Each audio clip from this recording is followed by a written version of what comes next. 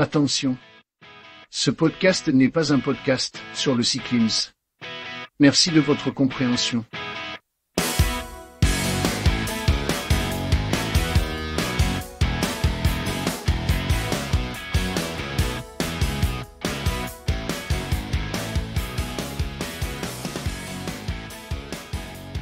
Bonjour à toutes et à tous et bienvenue dans Écran Splitté. Je suis Jérém en compagnie de Stevies. Comment vas-tu Stevies? Salut tout le monde, ben ça va super bien et toi? Ben ça va très très bien. Bonne année à tous. Encore une fois. Eh ben, tout le monde dit, mais on est jusqu'au 31 janvier, on peut. C'est vrai, ouais, mais là, quand l'épisode sortira, on sera déjà en février. Ça marchera plus. Parce que oui, on enregistre. On enregistre le 31 janvier. J'aime bien dire à chaque fois quelle date on enregistre pour situer les gens. Et... Oui, bah oui. Et pour qu'ils disent pas, mais vous avez pas parlé de ça, pourtant, la Switch 2, elle est sortie. Oui, mais on l'a pas appris le jour où on a enregistré. C'est vrai qu'il peut y avoir des petits décalages. Bah oui, donc tu m'as dit que tu allais bien, c'est ça? Tout oui, au top. Oui, et toi, tout va bien? Très très bien. J'étais à Disney cette semaine. Il y avait du monde. Tu as été voir Mickey. J'étais voir Mickey, ouais. Tu lui as donné de l'argent. Je lui ai donné de l'argent. Ouais, directement, c'est de main à main. C'est ça. Tiens, Mickey. Ah, bonjour Jérémy. Miska. Mickey, ton fric. Ça commence mal. Ouais. Donc voilà, je n'ai plus d'argent, je suis à la rue. Ah. Est-ce que tu veux bien m'héberger un petit peu? Voilà, on bon, est trois. Écoutez, on va faire un Kickstarter. Ouais.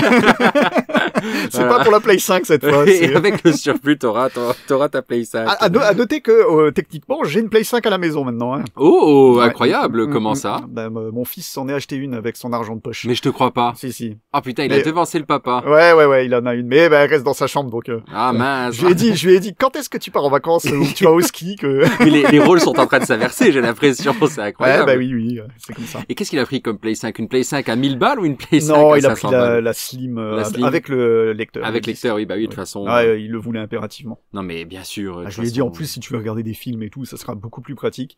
Donc, il s'est pris ça. Un jour, on fera peut-être un débat sur le démat. Oui, ouais. Il y a de quoi dire. Peut-être même tout à l'heure, d'ailleurs. Bref, voilà, merci à tout le monde de nous écouter. Et j'en profite donc pour vous dire que, on a un compte X et un compte Insta qui s'appelle Écran Splitté, comme sur la petite vignette que vous voyez. Mm-hmm. Et surtout, voilà, j'oublie de le dire, je dis pas à chaque fois, mais notez-nous. C'est ce qui nous donne le plus de visibilité en fait, c'est ce qui donne le plus de visibilité pour les gens qui font des podcasts. Donc si vous aimez un podcast, pas forcément le nôtre, mais notez-le, mettez 5 étoiles parce un commentaire si possible et aussi. Un commentaire, ça aide beaucoup au référencement. Commentaire, ça aide au référencement. Donc commentaire et 5 étoiles. On peut mettre des étoiles maintenant sur Spotify et on peut commenter chaque épisode sur Spotify aussi apparemment. Et pour ceux qui n'ont pas entendu dans les précédents épisodes, sur Apple Podcast, moi je mets tout ce dont on parle pendant un épisode. Donc si vous avez Apple Podcast, et je suis désolé, ça marche pas sur les autres applis, mais voilà, là c'est que sur Apple Podcast, vous pouvez voir tout ce dont on parle. Après, si vous voulez une liste ou quelque chose comme ça, faites-nous le savoir, voilà. Et nous, on la mettra sur Instagram ou sur Twitter ou. Après, tu t'écris quand même tout ce qu'il y a sur les applis de podcast, sur PodCloud et tout. Hein. Il me semble que tu mets vraiment ce qu'il y a. Non, je mets juste les. Oui, il y a pas le timecode quoi. Il y a pas le timecode. Mais je mets pas tout hein. Ah si, je le mets mais en hashtag là. Ouais. Ouais, OK. Oui, c'est vrai. Aussi. C'est vrai que si vous regardez peut-être dans des applis il y a les je sais pas comment on appelle ça. Parce que alors je vais vous expliquer comment ça marche un podcast. Donc on a un hébergeur de podcast qu'on rémunère pour ça. Et donc c'est là-dessus qu'on met toutes les infos de l'épisode et après tout est dispatché partout. Et dans les infos que je dois mettre, il me demande de mettre des références en fait, donc des hashtags, hashtag jeux vidéo, hashtag la dernière fois on a parlé Mission Impossible, donc j'ai mis hashtag Mission Impossible. Et donc, c'est peut-être comme ça aussi que vous pouvez voir de quoi on parle, parce que c'est vrai que je mets tout ce dont on parle en référence comme ça. Donc je sais pas si ça apparaît sur les applis de podcast, j'ai jamais fait attention à ça. Je ne sais pas effectivement. Mais je suppose que oui. Mais sur PodCloud et compagnie, oui, il y a tout qui est écrit là. Okay. Des fois ça me permet de retrouver. Ah mais il me semble qu'on en avait parlé dans quel épisode? J'ai retrouvé un truc d'ailleurs pour cet épisode-là, on y reviendra plus tard. On est des novices hein. Pardonnez-nous. ça fait 6 mois, c'est pas non plus. Donc voilà. OK, donc les 5 étoiles, on a tout dit, voilà, mais surtout 5 étoiles et les commentaires, et puis c'est toujours intéressant de lire des commentaires. Oui. Donc, allez-y. Et ensuite, Écran Splitté, c'est quoi? donc c'est un podcast qui parle de jeux vidéo et de cinéma surtout, mais de tout un tas de trucs qui tournent autour de la pop culture. Et on fait ça en 3 parties. On a une partie news, où on va parler des news principalement de jeux vidéo, mais aussi de films et des fois de musique si on a des news dessus, sur ce qui nous intéresse évidemment. Sur ce qui nous intéresse, voilà. C'est ce que j'allais dire, oui. On a un thème. En l'occurrence, cette semaine, le thème, c'est, pour l'épisode 13... Le chiffre 13. Exactement. Hein, en écho à l'épisode 7, le chiffre 7. Hein. Voilà. On prend un petit peu la même base, le même principe. Oui, c'est à peu près pareil. Hein. Et une dernière partie qui s'appelle « Quand on bosse pas et qu'on s'occupe pas de sa famille », où là, on parle de ce qu'on a fait, ce à quoi on a joué, ce qu'on a vu, et tout, etc. Donc, voilà, dans cette dernière partie, on parle de ça. Voilà, les 2 dernières semaines. Les 2 dernières semaines, effectivement, de podcast en podcast. Donc, je te propose tout de suite d'enchaîner sur la partie news. Oui, pas de problème. Eh ben, c'est parti. Petit jingle. It's me. J'ai des bonnes nouvelles pour vous. I have good news for you. Nous revoilà après ce petit jingle. Donc, dans la partie news, et c'est toi qui vas entamer les hostilités. Oui, tout à fait. Alors, je vais commencer avec la Xbox Developer Direct, qui a eu lieu le 23 janvier. Donc, c'est une petite conférence, c'est ça? Oui, c'est une petite conférence où ils ont annoncé quelques sorties de jeux, enfin, surtout quelques dates de sortie. Ouais. Parce que les jeux avaient déjà été quasiment tous annoncés, il me semble. Hein. Donc, nous avons eu Doom The Dark Ages. Donc le préquel de Doom 2016. C'est ça, tout à fait, qui se passe avant, qui a une ambiance un peu plus dark fantasy d'ailleurs. Ça a l'air Doom chez les chevaliers. Quoi. Ouais, mais ça a l'air super beau et super intéressant. Alors, j'entends tout le temps parler de Doom tout le temps. Toi, t'aimes pas les fast FPS déjà. Les fast FPS, mais il a l'air bien sanglant et bien violent et. Déjà Doom 2016 et. C'est ça. Et sa suite Doom Eternal. Doom Eternal, ouais. Doom 2016 que j'ai fait, mais la suite je l'avais pas faite.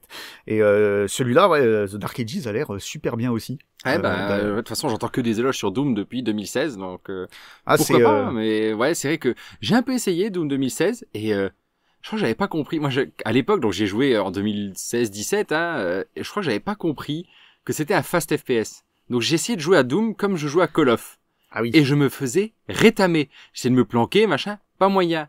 Et du coup, peut-être trop de teubé, j'ai arrêté. Non, parce qu'en fait, t'es récompensé pour la rapidité d'exécution. Il faut que tu fonces sur les ennemis, il faut que tu... J'ai compris ça trop tard et ça m'avait saoulé et j'ai arrêté. Et je pense que si je le refais maintenant, j'essaierai d'aller un peu plus loin et de m'y mettre un peu plus en profondeur dedans et peut-être de faire quelque chose du jeu, quoi, mais... c'est dommage parce que il est super bien, c'est ce que je disais, c'est nerveux, la bande son est génial, c'est une sorte de heavy metal avec des ambiances sonores un peu particulières et tout, c'est pas mal du tout. Et donc ce Doom The Dark Ages sort le 15 mai 2025. Ouais, donc c'est proche. Hein. Donc ouais, c'est proche et j'attends de voir avec impatience ce que ça donnera. D'accord. Ils ont annoncé aussi South of Midnight. Toi, tu pourras peut-être en dire plus que je ne connais pas assez. Écoute, moi, je t'avoue, j'ai pas regardé la conférence Xbox là, mais j'avais vu des images de South of Midnight quand ils l'ont annoncé au truc en juin là, Summer Game Fest. Alors, voilà. Ouais, la DA a l'air assez originale. Donc à voir, et puis dans les marécages comme ça peut être sympa, une autre ambiance, donc à voir ce que ça donne, mais je me suis pas trop intéressé au jeu. Là, j'en attends plus, j'attends de voir qu'il sorte et puis voir ce qu'il y a comme retour dessus. Et il sort le 8 avril justement. D'accord. Ça aussi c'est dans pas si longtemps. Hein. Ok. Après, on a eu droit à une autre petite bande-annonce de Clair Obscur Expédition 33. Ah, ouais. Alors, je regarde plus de bande-annonce, plus rien sur ce jeu.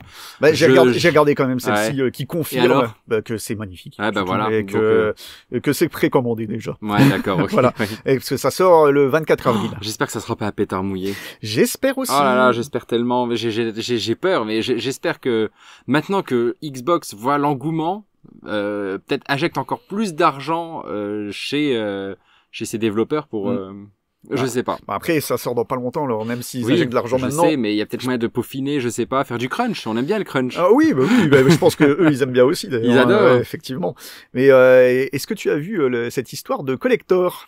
J'en ai entendu parler, alors j'attends, on sait jamais parce que oui, effectivement le collector ne sortira pas en France. Pour l'instant. Voilà. Ils ont pas dit qu'il sortirait pas en France, c'est juste qu'on peut pas le précommander pour la France. Ce qui serait bizarre. Ce qui serait bizarre parce que jeu français, développeur français, éditeur français, enfin tout Tout est français. Oui, donc ça serait con de pas avoir un collector pour les Français. C'est ça, exactement. Ça serait bien dommage. On en saura peut-être plus d'ici on verra. Un mois ou deux. On verra. Bon, on va passer à la suite. Ninja Gaiden 4 aussi a été annoncé. Après, je suis pas un grand familier de cette série, j'ai déjà essayé, mais c'est ultra dur. Moi, j'avais le 2 sur Xbox. Ouais. Et j'ai joué 10 minutes. J'étais jeune. C'était trop dur, genre j'arrivais pas, je comprenais rien. Ouais, bah oui, c'est peut-être que maintenant, j'y arriverai mieux, mais apparemment, j'entends tout le monde dire que c'est ultra dur, alors... Ouais, donc ça c'est pour les ceux qui aiment bien se torturer un petit peu, je pense. Ça. Et ils ont aussi annoncé Ninja Gaiden 2 Black. Ouais, bah voilà. Qui est sorti directement d'ailleurs. Hein. Oui, ouais, et un petit shadow drop de leur part. Qui fait toujours plaisir. Ouais, voilà. C'est toujours bien. Par contre, pour un remaster ou quelque chose comme ça, un jeu qui date de je sais plus quelle année, donc de 2007 peut-être, 2008, quelque chose dans le genre. Ouais, ça devait être dans les environs là, je crois. Payer ça, je crois que c'est 40 ou 50 balles. Ah oui. Ouais. Ah d'accord, ouais, j'ai pas assez cher. Hein. Je connais pas le prix, mais effectivement, c'est un peu cher. Pour un vieux jeu, c'est assez cher. Alors j'ai pas vu d'image, je sais pas s'ils ont fait un beau remake ou un remaster, mais je trouve ça cher quand même. Ouais, apparemment ils ont utilisé l'Unreal Engine 5 pour améliorer le jeu. Ok, oui, donc voilà, peut-être que effectivement c'est plus beau. Je pourrais pas t'en dire plus non plus. Peut-être. J'ai pas vu d'image, rien du tout. J'avoue que cette conférence, Xbox, je suis plus trop les news de leur part. Non, moi je suis sélectif. Je regarde seulement pour ce qui m'intéresse vraiment à Ninja Gaiden. C'est pas un truc qui m'attire plus que ça. Donc c'est vrai que j'ai surtout regardé celle de Clair Obscur et de Doom. Mais le reste, voilà. C'est un peu passé à la trappe. Ouais. Et on peut passer à la suite. Donc ça sera une news de ma part, une news Xbox. Tiens donc, on reste dans le même domaine. On reste dans le même domaine là. Xbox PS5 aussi. Pourquoi ? Parce que hier, Microsoft a annoncé que leur jeu de voiture phare, sans mauvais jeu de mots, Forza Horizon 5 sort sur PlayStation 5. Eh ben... Donc, la saga Forza Horizon, c'est ma saga de bagnole préférée. À l'époque, c'était Need for Speed et ils sont passés par là et je trouve que ce qu'ils ont fait avec Forza Horizon, mais c'est top. C'est génial. Depuis le premier. L'ambiance du premier, moi, je me rappelle de la première fois où j'ai joué au premier Forza Horizon, donc sur 360. J'étais comme un fou et c'est ce souvenir t'as une Dodge Viper jaune avec des bandes noires et tu dévales une montagne du Colorado, c'est magnifique. Tu vas vers le festival, la musique et tout, c'était top. Et depuis, je ne rate aucun Forza Horizon. Puis ils sont magnifiques. Ils sont magnifiques. Ils sont à la pointe de la technologie niveau bagnole. C'est un truc de fou. Et même déjà, le premier sur Xbox 360, je le trouvais magnifique. Et encore maintenant, le 5, c'est un bijou. Et il est sorti le 9 novembre 2021. Le jeu a déjà 4 ans, un peu plus de 4 ans. Le 5 ? Le 5. Ah ouais, on dirait pas plus récent que ça, tu vois. Eh non, il a 4 ans. Ouais. Et on attend le 6 avec impatience. Faites quelque chose, Playground, parce que je veux Forza 6. Mais oui. Donc Forza Horizon sur PS5, c'est parfait pour les gens qui ne jouent que sur PlayStation. Mais en même temps, c'est la console actuelle la plus vendue de cette génération. Hein. Donc, oui, allez-y. Si vous aimez les jeux de voiture, mais essayez Forza Horizon et vous allez dire Gran Turismo, mais c'est quoi ce truc? Alors, c'est pas de la simulation, hein, par contre. Non, c'est pas de la simulation. Du tout. Ils ont Forza Motorsport côté simulation hein, chez Microsoft, et Forza Horizon c'est plus. Alors, c'est pas arcade non plus. C'est pas arcade non plus. C'est entre les deux en fait. Et c'est ça qui est vachement bien dans Forza, c'est que tu peux tout régler toi-même. Tu peux te faire ton jeu d'arcade. Ta voiture se cassera pas. Elle va limite tourner toute seule dans les virages. Y a pas de souci. Mais par contre, tu peux tout régler pour toi, selon ta façon de conduire, et tu peux presque transformer ça en simulation. Ouais. Et c'est très bien pour ceux qui sont pas adeptes des simulations. C'est pas justement, je n'aime pas les jeux typés simulation de voiture. Je préfère ce qui est arcade. Et effectivement, Forza Horizon, j'ai trouvé ça super bien. Mais oui. Ça, c'est adapté à tout le monde. Alors, t'as 900 bagnoles dedans. Alors payantes, hein. Il y en a beaucoup qui sont payantes. Hein. Mais t'as 900 bagnoles et t'as des voitures différentes, t'as des buggy, tu peux avoir une Lamborghini, tu peux avoir des voitures de rallye. Et les voitures de rallye, c'est top. Moi, j'adore. Quand t'es dans une montagne, que t'as du gravier par terre et que tu fais des dérapages en descendant et tout, bah c'est génial. C'est trop bien. Et t'as tout un tas de courses différentes. Non, c'est super cool. Franchement, c'est le bon mix entre simulation et arcade. Moi, c'est mon jeu de bagnole préféré. Et ben les possesseurs de PlayStation 5 vont pouvoir s'y adonner. C'est ça. Du coup, et tant mieux. Au printemps. Donc dès mars, surveillez. De toute façon, je le redirai quand il sortira. Je donnerai la date de sortie si on en a une. Mais oui, allez-y. Mais alors, que penser de tous ces jeux Xbox, Microsoft qui sortent sur consoles concurrentes? Mais c'est très très bien. Parce qu'il me semble que ils veulent les sortir de plus en plus sur tous les supports. Bah ils ont déjà sorti Sea of Thieves. Oui. Sur PlayStation. Qui est excellent. Bah, qui est excellent aussi, hein, donc pareil. Qui est un des meilleurs jeux multijoueurs auxquels j'ai joué. Oui, c'est ça. C'est ça. Donc si vous avez si vous hésitez à jouer à Sea of Thieves et que vous avez une PS5, mais allez-y parce que déjà le jeu est magnifique. Et en plus, mais c'est un micro, des potes et tu passes une super bonne soirée. Ouais. Ou pas. Des fois, tu vas passer des soirées de merde. Oui. Des fois, tu vas passer... tu te fais pourrir ta partie. Tu te fais pourrir ta partie et tu rage quit et tu dis plus jamais jouer à ce jeu et le lendemain, les potes, on retourne sur le bateau. Bah oui. C'est exactement ça. Mais ouais, mon petit aparté Sea of Thieves.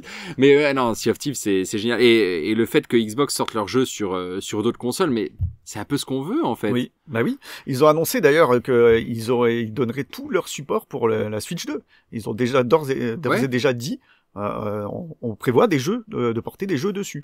Bah, donc, voilà, mais je pense que c'est le meilleur move, en fait. Parce que je crois que c'est comme ça qu'ils doivent se faire le plus d'argent. En fait, bah, c'est ça. Bah, de toute façon, les jeux sont de plus en plus chers. On n'est pas les seuls à le dire, hein, de toute façon, dans tous les podcasts que j'écoute, tout le monde dit ça.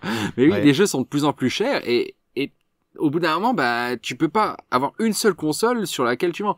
Alors oui, si effectivement, t'as God of War sur PlayStation, tu vends 23 millions d'unités d'un jeu, oui, ok, mais si les gens, enfin, si tu l'avais aussi sorti sur Xbox, tu aurais peut-être vendu 40 millions d'unités, 45, je sais pas, donc pourquoi pas, ça te fait, je pense que ça va coûter peut-être plus cher de sortir ça sur plusieurs supports, et encore, ouais, je pense qu'il y a pas de trop grande différence technique entre les supports maintenant. Il doit y en avoir un peu moins. Ça, voilà, ouais. Mais j'y connais rien, donc je peux pas te dire. Pareil, mais je suppose que oui, ça doit pas être. Si les jeux sortent sur plusieurs supports, les jeux pas exclus, hein, je veux dire. Oui. Ça veut dire que c'est pas si difficile et pas si cher. Sinon, t'aurais que des exclus partout.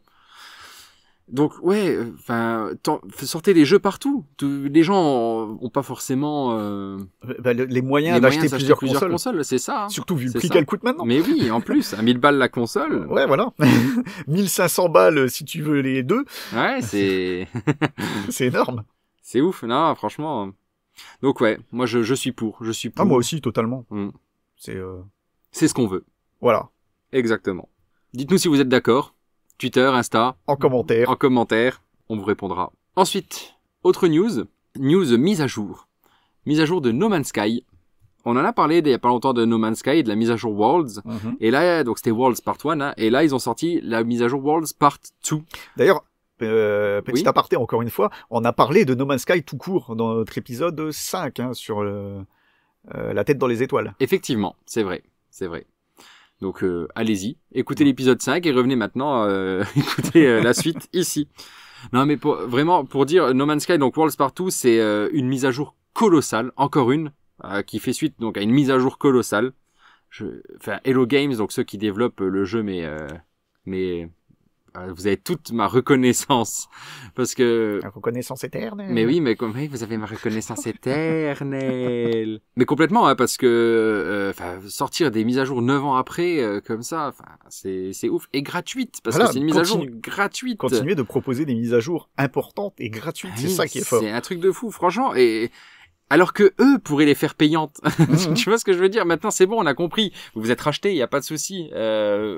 Gagnez de l'argent, s'il vous plaît. Eux, le mea culpa, il va jusqu'au bout. Hein, oui, c'est ça. S'il vous plaît, gagnez de l'argent. En fait, dans 20 ans, on sera encore dessus. C'est ça. Et donc, qu'est-ce qu'il y a dans cette mise à jour? Une physique de l'eau améliorée. Donc, j'ai pas encore vu ce que ça donnait, mais je vais y retourner bientôt de toute façon. Ils ont rajouté des planètes géantes et gazeuses Ça doit être trop cool de voir une planète immense et d'aller dedans et de voir des nuages et tout. Enfin, ça doit être trop, trop bien. Ils ont aussi fait des nouveaux horizons, des nouveaux climats, en fait. Donc, t'as des gros déserts géants, des choses comme ça, où il fait super chaud, où t'as des nouvelles plantes qui s'habituent à la chaleur. Enfin, bon, des trucs comme ça. T'as des montagnes aussi, donc t'as des grosses montagnes maintenant. Il y a des vagues aussi géantes avec l'eau, hein. Des vagues qui peuvent être énormes sur des planètes. Et ils ont fait des océans aussi. Des océans, mais des océans profonds que tu peux voir à la Subnautica, en fait. Ça, c'est excellent. Ça a l'air ouf, je sais pas. Alors, sur le papier comme ça, j'ai pas essayé, mais je pense qu'à mon avis, là, ils ont fait une promesse et ils la tiennent. Je pense qu'ils vont plus faire le fiasco de 2016. Donc, j'ai hâte d'y retourner sur le jeu. Par contre, il faut que je change de PC pour y jouer maintenant. Parce que j'ai essayé vite fait pour la Worlds et le PC ramait déjà. Je dis ça, c'est sur PC. Hein. Sur console, je suppose que sur PS5, ça va être optimisé et à mon avis, il n'y a pas de souci. T'as quelque chose à dire sur No Man's Sky ou... Non, je n'y ai toujours pas touché, mais c'est vrai que ça a l'air d'être un gouffre en temps. Ouais, c'est ça. Et ça me fout le vertige, rien que d'y penser si je devais m'y mettre maintenant, mais... Wow. Oui, je pense, c'est des centaines et des centaines et des centaines d'heures. Oui. De toute façon, c'est un jeu infini, pour dire, t'as quand même une histoire, mais oui, si tu veux t'y mettre, enfin, à mon avis, si tu regardes les reviews Steam, t'as des mecs qui sont à des milliers d'heures dessus, hein, je suppose. Donc, c'est bon pour No Man's Sky, on va parler de la dernière news. Une petite newsette vite fait. On en a déjà parlé aussi. C'est le jeu Split Fiction, donc le dernier jeu de Joseph Fares. Joseph Fares, c'est celui qui a fait A Way Out, mais surtout It Takes Two, qui est le jeu de l'année 2010. Je sais plus non plus. J'ai un trou de mémoire. Oui, vainqueur des Game Awards 2021, je crois. Ouais, c'est fort possible. Et donc j'attends je l'ai dit, hein, mais tous les deux, on attend son prochain jeu avec impatience parce que il promet d'être fun. Encore une fois, jeu multi, exclusivement. Jouable à deux. Trouvez-vous un pote. Achetez le jeu en un seul exemplaire. Oui, parce qu'ils referont sans doute la même chose. Il y a le pass ami, oui, on l'a dit la dernière fois. On en avait parlé. Donc voilà, le jeu est passé gold. Passé gold, ça veut dire quoi? Ça veut dire que c'est bon, il est fini. C'est sûr et certain qu'il est fini. Là, il est en usine pour être imprimé et gravé sur les galettes qui vont venir dans nos petits magasins. En parlant de magasins, on a appris que un magasin près de chez nous de jeux vidéo dans lequel on a passé notre enfance à acheter des jeux va fermer. Oui. Après au moins 30 ans d'existence. Oui, le message Facebook a été posté en plus, il y a 1 ou 2 jours. Il y a 1 ou 2 jours, ouais, c'est ça. Donc, on veut en parler parce que ça nous a attristés. Ouais, la fin d'une époque. La fin d'une époque, c'est ça. Et j'ai entendu dire que de plus en plus de magasins comme ça, de jeux vidéo, fermés les uns après les autres. Même Micromania, qui est le représentant des magasins de jeux, même si nous, on n'est pas forcément fans de Micromania. Mais même eux ont eu des tracas et des soucis financiers. Pourquoi ? Le démat. Le démat. Je pense que c'est surtout ça, en fait. Oui. Mais pas que, parce que hormis le démat, il y a les plateformes en ligne, Amazon, Fnac. Fnac reste une entreprise française qui existe vraiment, qui a des boutiques, mais c'est tellement plus facile à l'heure actuelle de commander et puis de recevoir à la maison que c'est tellement plus facile de commander comme ça, de recevoir à la maison, et c'est tellement plus facile d'aller au Leclerc le jour de la sortie d'un jeu et de le payer 20 balles de moins que le prix normal. Oui, alors on sait bien que c'est parce que les grandes surfaces comme ça ne comptent pas sur les jeux pour se refaire en fait. Et puis elles ont des plateformes d'achat en fait, donc elles ont des fournisseurs qui fournissent les jeux au prix moins cher. Le petit magasin de quartier qui va vendre, qui va acheter genre une palette de jeux. Leclerc, lui, c'est 10 000 palettes qu'il va acheter pour toute la France. Certes, c'est pas pour un seul Leclerc. Mais voilà, du coup, tu dis, je t'achète 10 000 palettes, tu me fais un prix dessus. Normal. Donc c'est triste, c'est la fin d'une époque, et puis, continuez à acheter vos jeux, s'il vous plaît, en physique. Ouais, oui, de préférence. Moi, je me bats toujours pour le physique. C'est ça. Alors, c'est très hypocrite de ma part, hein, parce que je suis sur PC, j'ai Steam, et c'est pas Steam en un mot, hein, c'est j'ai la plateforme Steam, et effectivement, là, beaucoup de jeux, je les achète en démat parce que c'est le seul moyen. De toute façon, maintenant, c'est Steam quoi. J'en avais déjà parlé, j'avais acheté ma collector de Tekken 7 à l'époque. J'avais la boîte et dedans j'avais un code Steam pour télécharger le jeu. Qu'est-ce que je déteste quand ils font ça, de vendre des collectors ou même des jeux avec un code dans la boîte. Mais quel intérêt, quoi. Bah ouais, c'est ça. C'est horrible. Ce qui prouve que faire une boîte, ça coûte pas cher et un jeu, de toute façon, ça ne coûte rien à faire. C'est dérisoire le prix que ça coûte. Non, mais il y en a qui ont poussé justement à ce mode de consommation. Je ne sais pas pourquoi. À mon avis, ouais, aussi pour fixer leur prix, parce que, comment on le dit, souvent ils sont plus chers en démat à leur sortie. Hein, je parle. C'est vrai qu'il y a les offres et tout qui sont faites quelques temps après, mais à leur sortie, les jeux sont plus chers en démat qu'en physique la plupart du temps. De toute façon, tu supprimes le physique, tu supprimes le marché de l'occasion. Donc au bout d'un moment, ça te fait un manque à gagner que tu récupères.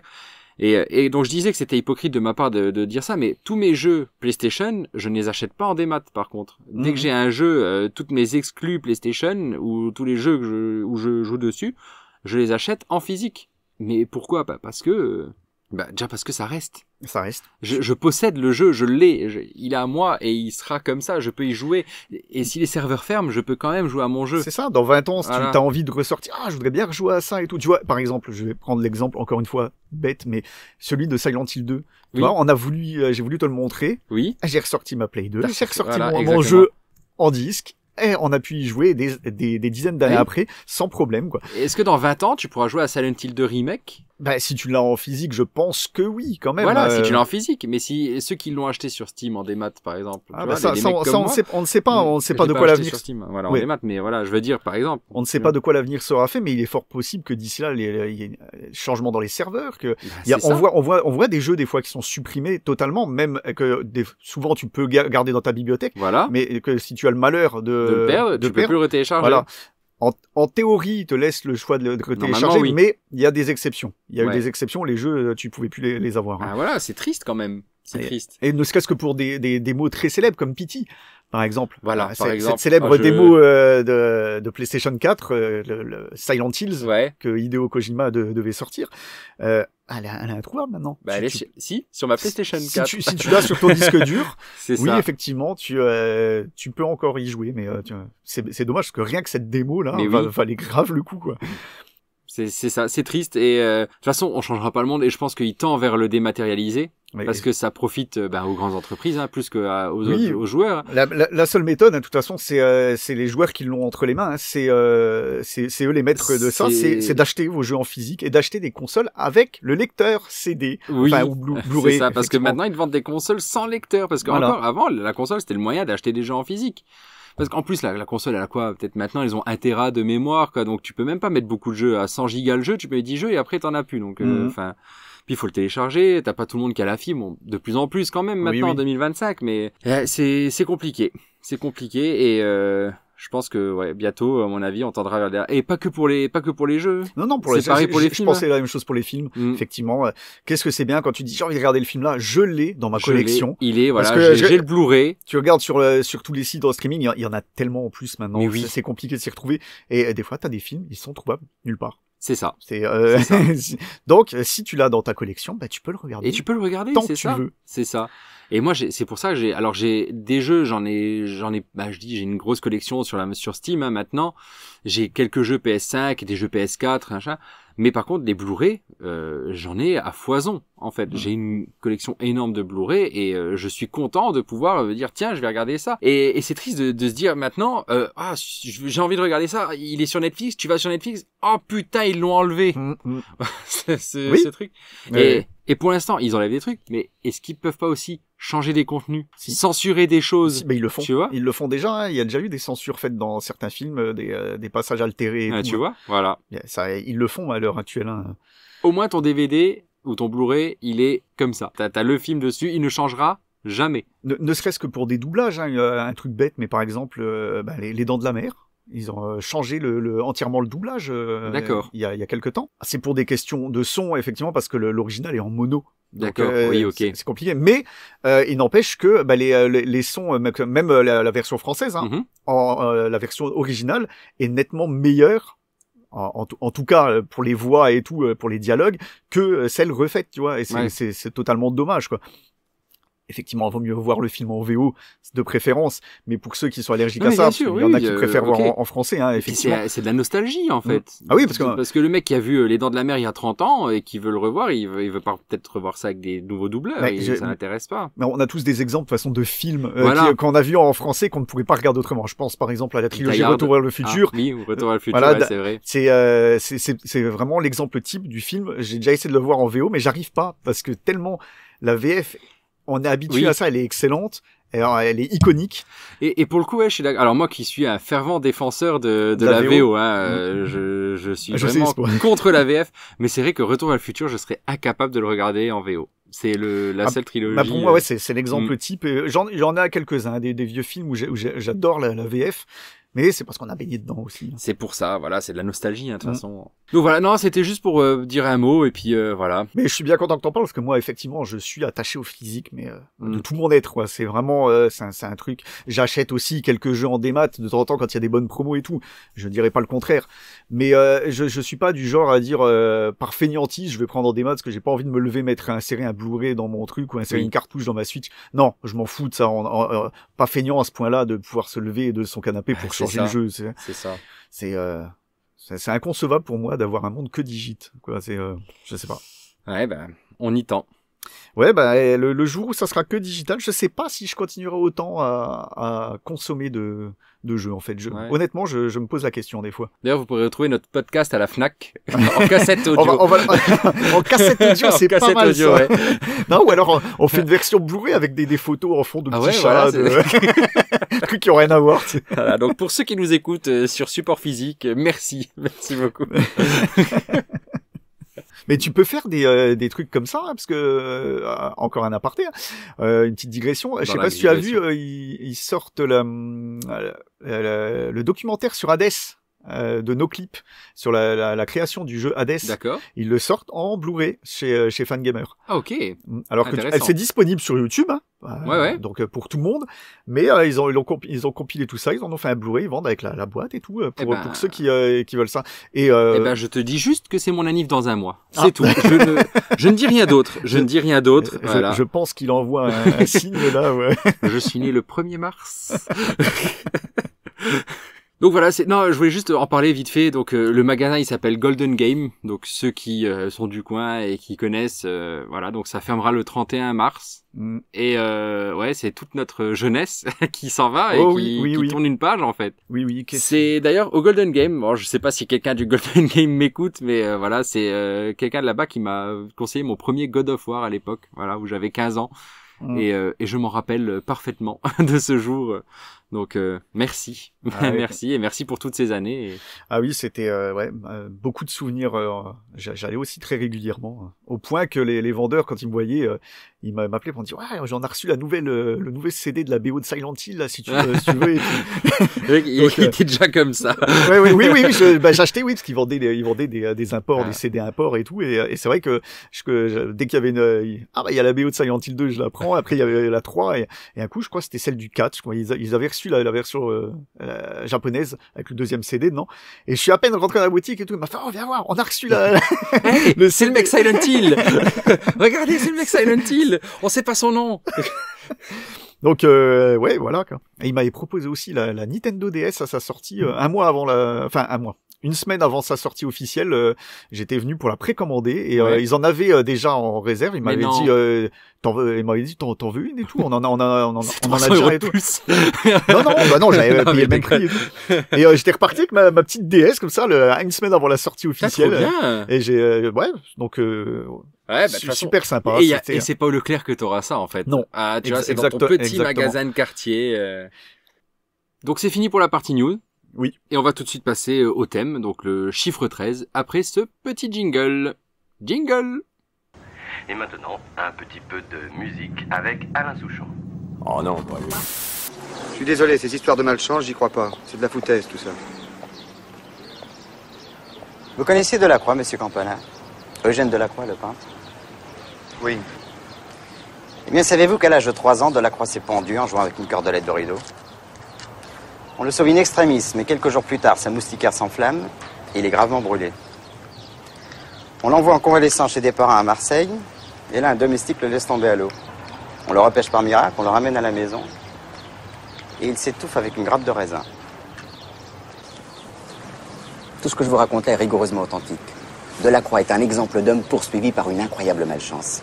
Nous revoilà après ce petit jingle et nous allons donc parler du chiffre 13 parce que c'est notre 13e épisode, tout simplement. On se tracasse pas trop oui, on fait pour les thèmes. Comme pour l'épisode 7, on va faire sur le chiffre en lui-même. Donc chiffre 13 qui est synonyme beaucoup de malchance, comparé au chiffre 7 d'ailleurs qui était plus synonyme de chance. Alors tout le monde joue les vendredis 13 au loto, hein, donc voilà, t'en as qui l'interprètent comme ils veulent. Hein, comme ils veulent, voilà. C'est ça. Mais en général... Bah pour moi c'est de la chance que c'est le jour de mon anniversaire. Voilà. Par exemple. Par exemple, moi c'est 13 jours après le mien. Oh là là, on va écouter. Moi c'est 13 jours après la fois où j'ai rencontré le copain de la cousine. Donc là, voilà, tout ça pour dire que chiffre 13, souvent associé à la malchance, et donc on a décidé de parler... Alors là, pour le coup, ça sera exceptionnel, une fois n'est pas coutume.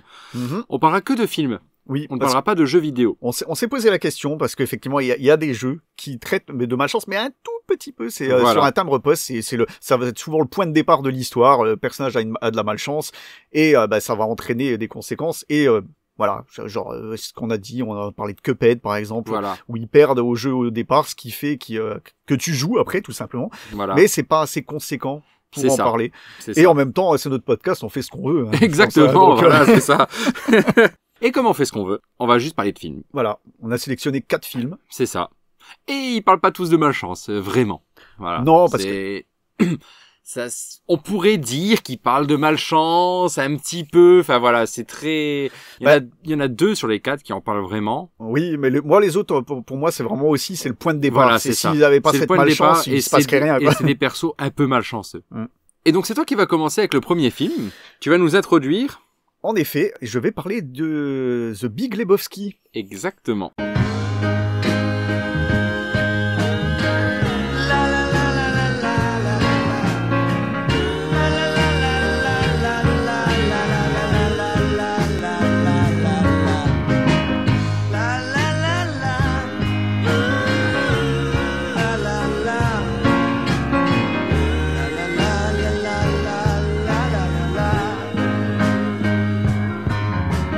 Cet excellent film sorti en 98. Je l'ai revu pour l'occasion, je l'ai regardé pour le podcast. Aussi. Je ne m'en lasse pas. J'en pouvais plus. J'étais mort de rire du début à la fin, c'est un truc de fou. Et plus je le vois, plus il me fait rire. Mais pareil. C'est incroyable. À chaque fois, je dis mais c'est trop fort. Non, mais ça. La première fois, je dis oh. Ouais. J'ai eu la même réaction à l'époque quand je l'avais vu. J'avais trouvé ça bien, mais pas sans pas plus quoi. Ouais, voilà, c'est ça. Et à chaque fois que je le revois des petits trucs, puis je me dis non, c'est trop bien les personnages. C'est une des fois où ça m'a fait le plus rire de le regarder. Ouais. Et donc c'est un film de Joel et Ethan Coen, les frères Coen, avec Jeff Bridges. Ouais. Dans le rôle principal de Jeffrey Lebowski, connu pour The Dude. Ouais, connu pour ce rôle, je pense. Oui, ouais. Et pour être le méchant d'Iron Man, premier du nom. Ok, ouais, voilà. Ok. Je dis pas qu'il est connu pour ça, mais je pense que ça atteindra plus de monde si on dit que c'est le méchant d'Iron Man, le chauve. Donc dit The Dude dans le film, The Dude. le duc en français. Le duc en français, ouais, ça c'est à l'époque. Hein. Ouais, j'ai jamais compris. Ouais. Il est accompagné de John Goodman, son ami Walter, comment c'est, Sobchak. Ouais. Un nom à dormir dehors.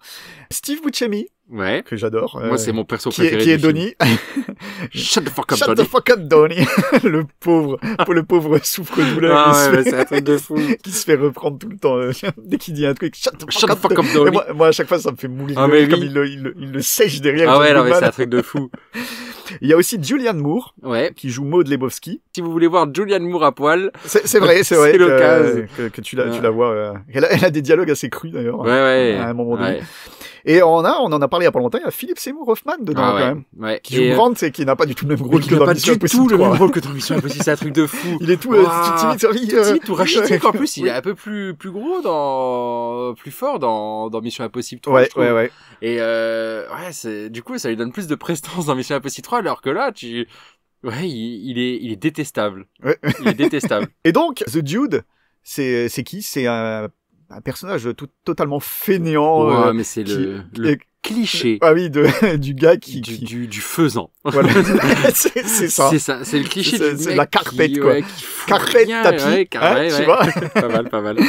On en parlera. On en parlera. Bah oui, on va dire pourquoi. Parce qu'effectivement, alors sa passion, c'est de rien faire. Ouais. De fumer des pétards. Il est un peu rentier, en fait, de ce qu'il a fait dans le passé. Oui. De jouer au bowling avec ses potes, donc, Walter et Donnie. Avec une robe de chambre. Ouais, en robe de chambre. Il s'en bat les couilles. Ah oui, mais totalement. Mec, il a les cheveux longs et tout, la barbe. C'est ça, en robe de chambre, il boit tout le temps son russe. Son les Russes, son White Russian. Son White Russian, ouais. Et ben, un coup, il rentre chez lui. Voilà. Et puis en fait. Voilà pourquoi on parle de pas de bol. Parce que, il rentre chez lui. Tu veux peut-être en parler, toi? Non, vas-y, tu peux enchaîner, ça me dérange pas. Voilà pourquoi on parle de pas de bol. Parce que, il rentre chez lui. Et là, il se fait tout de suite agresser par 2 bonhommes qui lui foutent la tête dans le chiotte et qui lui dit, donne-nous le fric, Lebowski. Sauf qu'en fait, tu te rends compte que lui, il sait pas qui c'est, il voilà. comprend pas du tout. Alors oui, il s'appelle Lebowski, mais déjà plus personne l'appelle comme ça, tout le monde l'appelle le Dude. Oui, parce qu'ils veulent récupérer le fric que sa femme a pris. Or, il a pas de femme. Il a même pas de femme en plus. Et en fait, il se rend compte, donc par malchance en fait, qu'ils ont sonné chez le mauvais Lebowski. Et en plus, les mecs là ont pissé sur son tapis. Et ça va pas passer. Ouais, ça va pas passer. Ça va être c'est la goutte d'eau. Voilà. Tu sais, c'était vraiment, voilà, tu sais quoi, on va pisser sur ton tapis et tu nous rends le fric, quoi. Et en fait, c'était pas lui du tout. Ah, déjà ça m'a fait, littéralement pisser dans mon froc. Tu vois, voilà, sans mauvais jeu de mots encore une fois.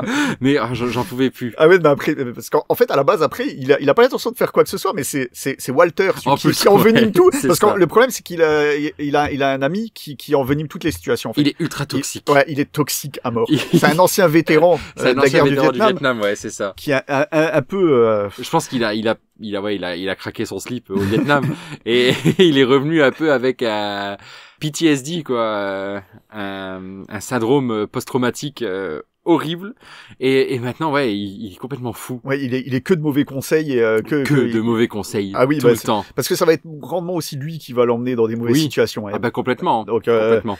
Parce qu'il va lui dire, il t'a pris ton tapis, il valait quelque chose ton tapis. Ouais. Il dit, oui, je l'adorais ce tapis, il allait bien dans la pièce et tout. Il a dit, il faut que tu fasses quelque chose, il faut que tu ailles voir ce Lebowski, le vrai, pour qu'il te rembourse. Il te rembourse juste le tapis. Et c'est ce qu'il fait. Il va voir le vrai Lebowski. Il se prend la tête avec et il arrive à lui tirer son tapis. Oui, j'aime bien comment il lui prend. Ouais. En plus. Il dit, mais ça s'est bien passé. Bah, il dit à Philippe, Philippe Seymour Hoffman, son assistant. Ça s'est bien passé. Oui, il m'a dit de choisir n'importe quel tapis. Voilà. Donc il prend le tapis. Et là va s'enchaîner tout un tas de péripéties parce que le mec, le vrai Lebowski, il est riche. Sa femme, elle profite de lui. Et après après il va aussi se faire enlever parce qu'il pour rencontrer Maud Lebowski, donc qui est la fille du vrai Lebowski, ouais, et qui va aussi l'entraîner dans un autre truc. Le gars, il est dans 3-4 histoires en même temps. C'est ça. Alors que il a rien demandé à personne, il voulait juste rentrer chez lui après une partie de bowling en fait, et récupérer son tapis parce que quelqu'un lui a pissé dessus. Et il est tellement dans plein d'histoires qu'il y en a un qui va le prendre pour un détective privé à un moment donné. Ah oui, c'est vrai. Oh là là. Toi aussi, tu enquêtes sur un truc parce que je te vois que t'es là, t'es avec lui. Ouais, alors que pas du tout. C'est juste un shit dedans. Qui voulait juste récupérer son tapis. Et c'est quoi l'histoire du film? C'est ça. C'est tout. Et on dit, c'est pour ça qu'on en parle dans le chiffre 13, on dit qu'il a la poisse parce que voilà, c'est juste qu'ils se sont trompés de nom, ils se sont trompés d'adresse et il y a un enchaînement malheureux qui l'entraîne dans plein de péripéties et où il en prend plein la tronche, quoi. Et donc, mais toujours avec nonchalance. Il reste détaché en fait, totalement. Exactement. Mais par contre, alors tu vois, donc ce qui est marrant, c'est on s'est donc avant de faire un épisode, on dit de quoi on va parler, on choisit le thème et après on choisit les œuvres qui sont dedans. Et donc moi j'ai regardé The Big Lebowski pour l'épisode parce que ça faisait longtemps que je l'avais pas vu, j'avais envie de le revoir pour me remémorer, pour pouvoir mieux en parler maintenant. Et je me suis rendu compte que on a pris ça parce qu'on savait qu'il se faisait pisser dessus, qu'il s'était trompé de nom, mais dans le film, il y a un autre mec qui a pas de bol et encore moins que lui, je pense. Oui. Et c'est justement Donnie, celui qui est campé par Steve Buscemi. Oui. Donc Donnie. Oui. Oui, il a pas de bol du tout. Lui, il a pas de bol déjà. Personne ne l'écoute. C'est le mec, voilà, il est là, mais sans être là. Tellement pas de bol que c'est le seul qui fait pas un strike. À un moment donné, il reste tout court devant la piste. C'est ça. C'est horrible. Ce mec, mais je pense que c'est la meilleure écriture du film de personnage. On le voit pas longtemps en plus, hein, mais c'est lui. Mais quand tu le vois, il dit pas grand-chose. Il est toujours en arrière-plan. Mais oui. Mais j'ai regardé un peu des commentaires audio et puis des anecdotes et apparemment justement ils disent que tu peux le regarder, tu comprends ce qu'il vit aussi rien qu'en voyant sa tête et comment il joue derrière. C'est ça. Alors qu'il dit pas grand-chose et d'ailleurs quand il dit quelque chose il se fait remballer. Il se fait remballer. Voilà, c'est ça le problème, c'est que il va parler. Personne va l'écouter. Les gens vont continuer à parler et personne ne l'écoute. Et au bout d'un moment, c'est comme un gosse. Comme un gosse quand il te parle, toi t'es en train de parler avec maman et puis il est là, papa. Au bout d'un moment, tu dis stop, arrête. Et là c'est pareil. Il parle, il dit des trucs et au bout d'un moment, t'as Walter qui vient et qui lui dit shut the fuck up Donnie. Et tout le temps. Et il est tellement habitué à dire shut the fuck up Donnie qu'un jour, à un moment, Donnie dit un truc pertinent et il commence à dire shut the fuck up. Et puis il s'arrête. Ouais, à un moment donné, il dit shut up. Qu'est-ce que t'as dit? Qu'est-ce que t'as dit? Ouais, voilà, exactement. Et c'est génial. Et toute son écriture à lui, elle est magnifique. Et c'est lui qui a encore moins de bol que le Big Lebowski. Ah non, il a à mourir de rire ce film. Mais effectivement, la première fois que je l'avais vu, c'était pas le cas. J'ai trouvé ça sympa, mais sans plus. J'étais peut-être trop jeune aussi. Et à chaque fois que je le revois, je l'apprécie de plus en plus. C'est ça. Il est super. Film grandiose. Et il a la réputation qu'il mérite. De toute façon, c'est un classique, c'est un culte. Et oui, à juste titre, complètement. Ouais, il a acquis son statut de culte au fur et à mesure, justement. Parce que je crois qu'il a pas fonctionné outre. Ah ouais, plus que sa sortie, il a bien, il me semble qu'il a bien marché, mais pas excessivement, mais maintenant, il est considéré comme un film culte. C'est ça. Et oui, il le mérite. On peut passer à la suite, donc c'est encore, moi qui le présente, même si tu l'as vu aussi. Je l'ai vu aussi, mais il y a très longtemps, par contre, j'ai pas eu le temps de le regarder pour le podcast. Là, ça va être le Terminal de Steven Spielberg, sorti en 2004, avec Tom Hanks. Donc ce film qui relate un fait réel en fait de Mehran Karimi Nasseri, un Iranien qui a vécu dans l'aéroport de Roissy en France pendant une paire d'années. Mais le film va beaucoup. Oui, et romancé. Ouais, et romancé à l'extrême, ça n'a rien à voir avec l'histoire. Ça aurait été moins ça aurait été moins passionnant. Moins passionnant parce qu'apparemment la vraie histoire, le vrai Moran, il avait un trouble psychologique aussi. Parce qu'il a même dit qu'il a changé son nom après. C'est un peu compliqué. J'ai suivi un peu l'histoire. Il me semble qu'il est mort dans l'aéroport. Il est mort, ça c'est sûr. Mais je sais plus s'il est mort dans l'aéroport parce qu'il avait été faire un séjour à l'hôpital quand même.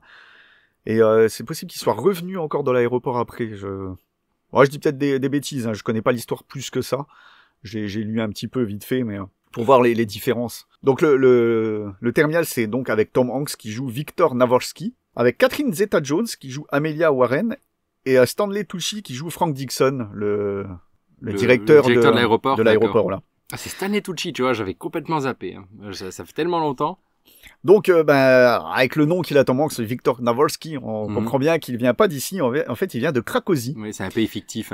Son avion vient d'atterrir à New York, donc à l'aéroport JFK de New York. À son arrivée, il a arrêté parce qu'en fait, entre-temps, son pays, en fait, le gouvernement a été renversé et c'est la guerre civile. C'est ça. Donc, il n'a ni le droit d'entrer sur le territoire américain et il n'a pas le droit de retourner dans son pays.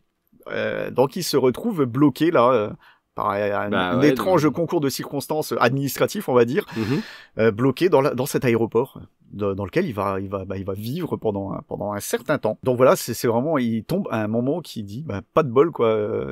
Et en plus il comprend rien du tout à l'anglais au départ. Ouais. Il va l'apprendre au fur et à mesure, il va prendre justement des dictionnaires et tout, il va apprendre lui-même la langue pour s'en sortir. Oui, oui, parce qu'il va galérer à trouver de quoi manger parce qu'il a pas de bol aussi parce qu'il lui donne des tickets repas au démarrage. Il lui dit voilà, des tickets repas, vous attendez en attendant que ça se tasse parce que tout le monde pense que ça va se tasser assez vite. Ouais.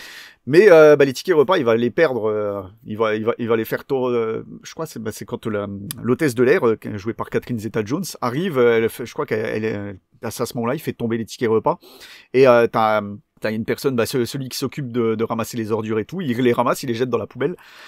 Donc il va devoir user de stratagème pour trouver de la monnaie pour pouvoir acheter des Burger King, c'est ce qu'il va manger en priorité au démarrage. Et donc vivre dans cet aéroport pendant un certain temps.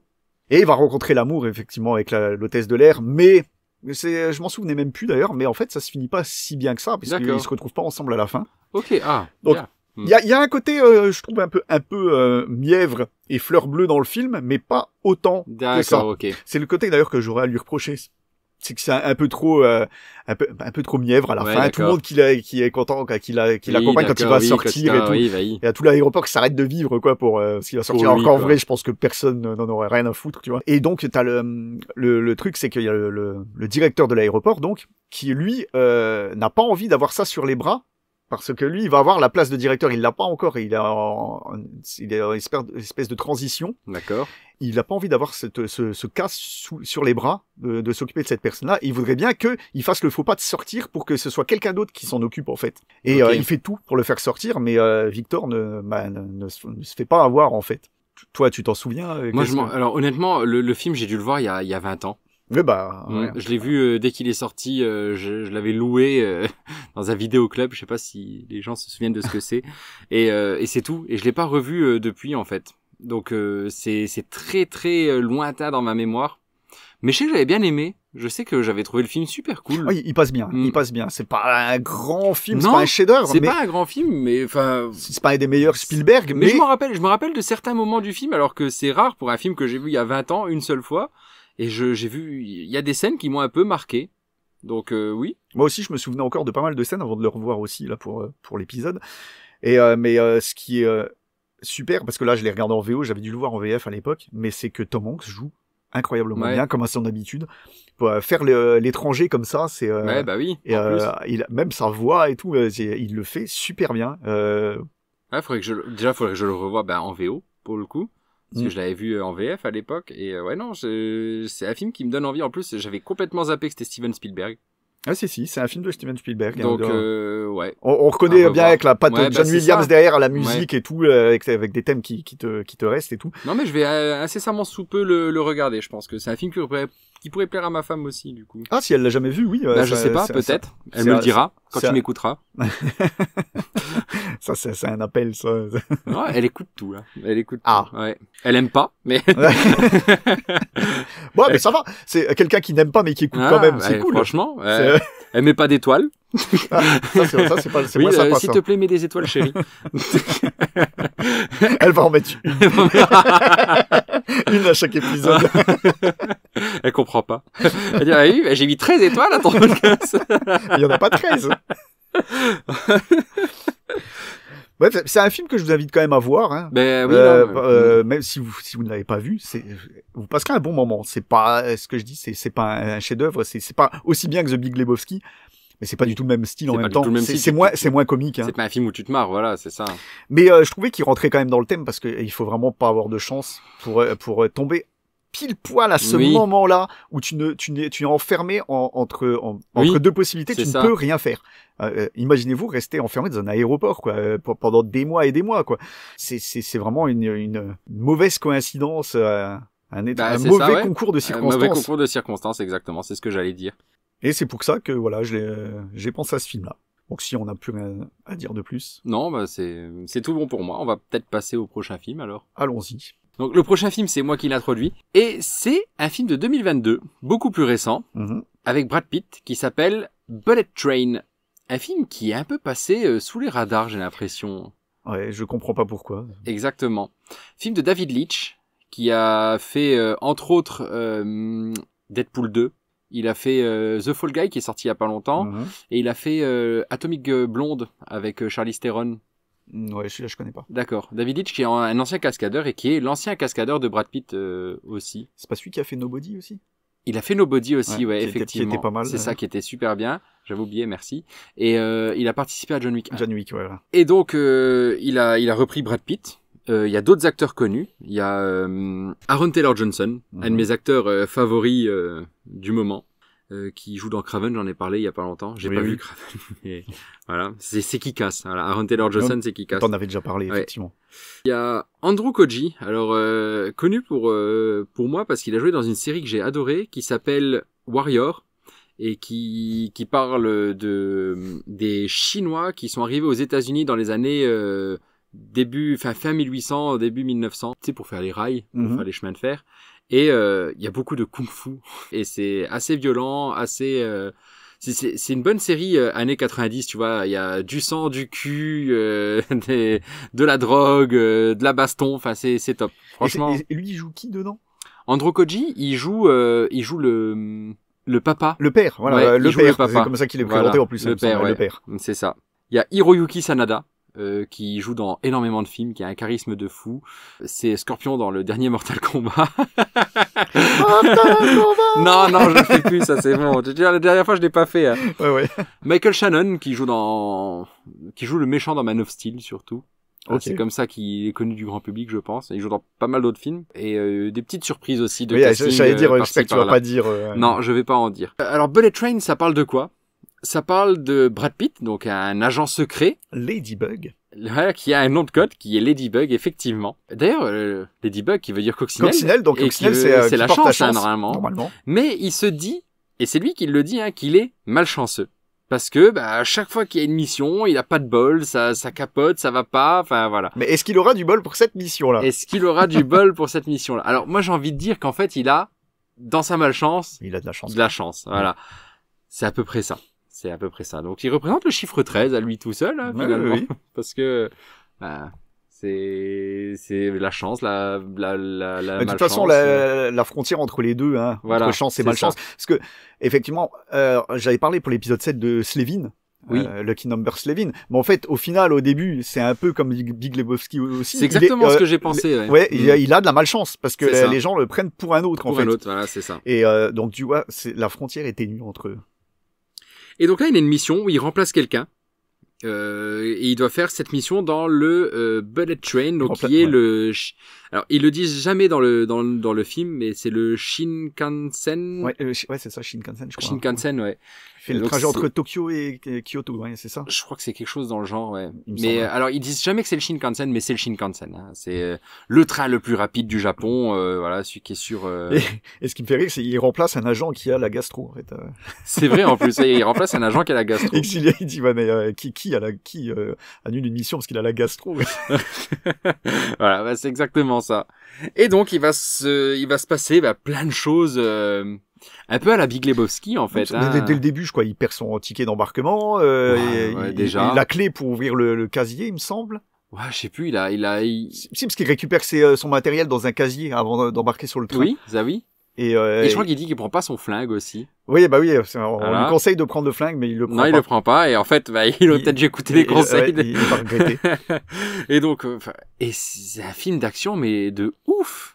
Avec pléthore de personnages. Avec pléthore de personnages qui, moi, me rappellent Quentin Tarantino, en fait. Exactement. Et c'est pour ça que j'ai bien aimé ce film. C'est des dialogues à la Tarantino. C'est ça. Les dialogues sur Thomas le Train, je veux dire, qui sont exceptionnels, quoi. Mais oui. Dire.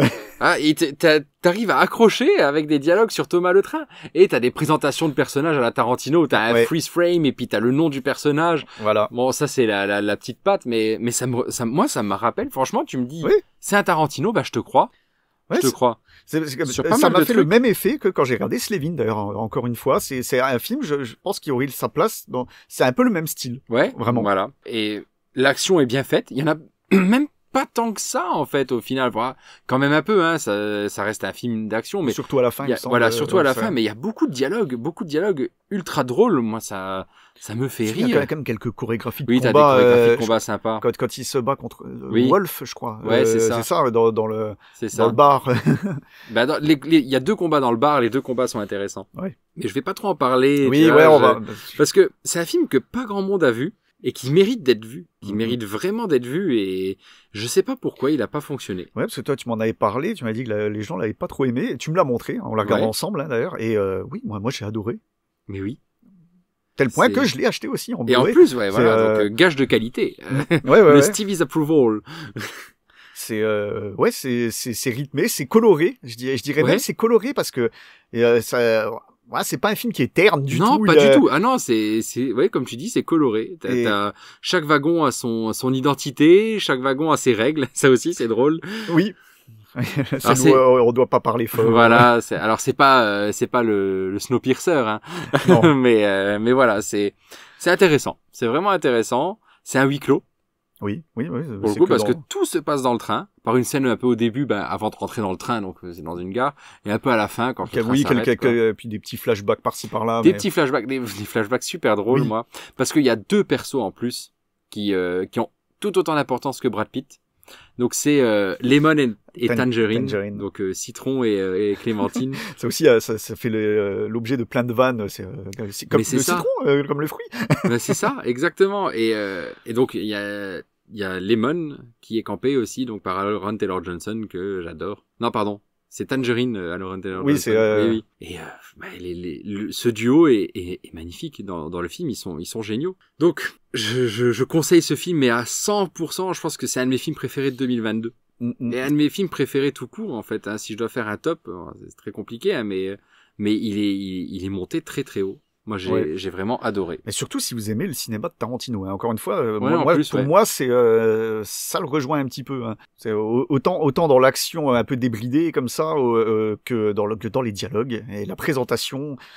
C'est voilà. Puis la violence aussi, parce qu'il y en a. Et il y a de la violence. Il y a de la violence. Il y a de la violence. Ça se cache pas. Tu vois, s'il y a un mec qui doit se faire couper un bras, il se fait couper un bras.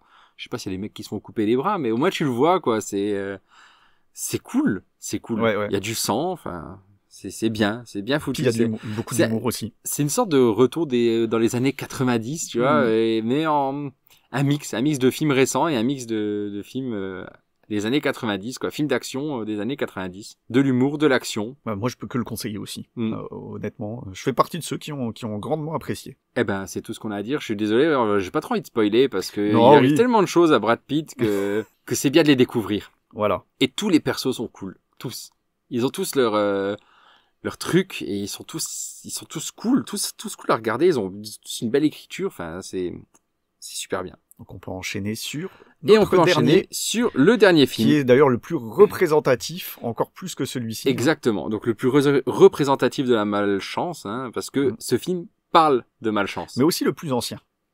Et aussi le plus ancien.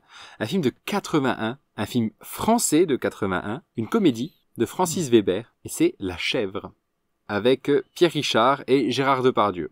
Alors, c'est intéressant parce que toi, tu l'avais pas vu depuis... Oui, depuis très très longtemps. Je l'avais vu étant jeune, et je l'ai re-regardé là, cette semaine. Et moi, c'est un de mes films préférés de comédie française. Enfin, de toute façon, j'adore Francis Weber. Moi, pour le coup, je suis un peu un Francis Weber Zouz. et donc, ouais, j'adore tous ces films. Je trouve qu'ils sont tous drôles. Mais est-ce que toi, tu as bien aimé La Chèvre en le revoyant? Alors, je ferai un mais de... Pas mal. Écoute, pas spécialement. Ouais, voilà. Je ne l'ai pas trouvé si drôle que ça. Je le trouvais déjà pas spécialement drôle étant gamin. Mais là, je me suis dit, je vais peut-être mieux aimer maintenant, plus comprendre de choses, hein, parce que je l'avais vu, j'avais moins de 10 ans. Hein. Et en fait, hormis, j'ai peut-être pouffé de rire une ou deux fois, mais sinon, j'ai pas trouvé ça extraordinaire. Honnêtement. Alors, mais je comprends.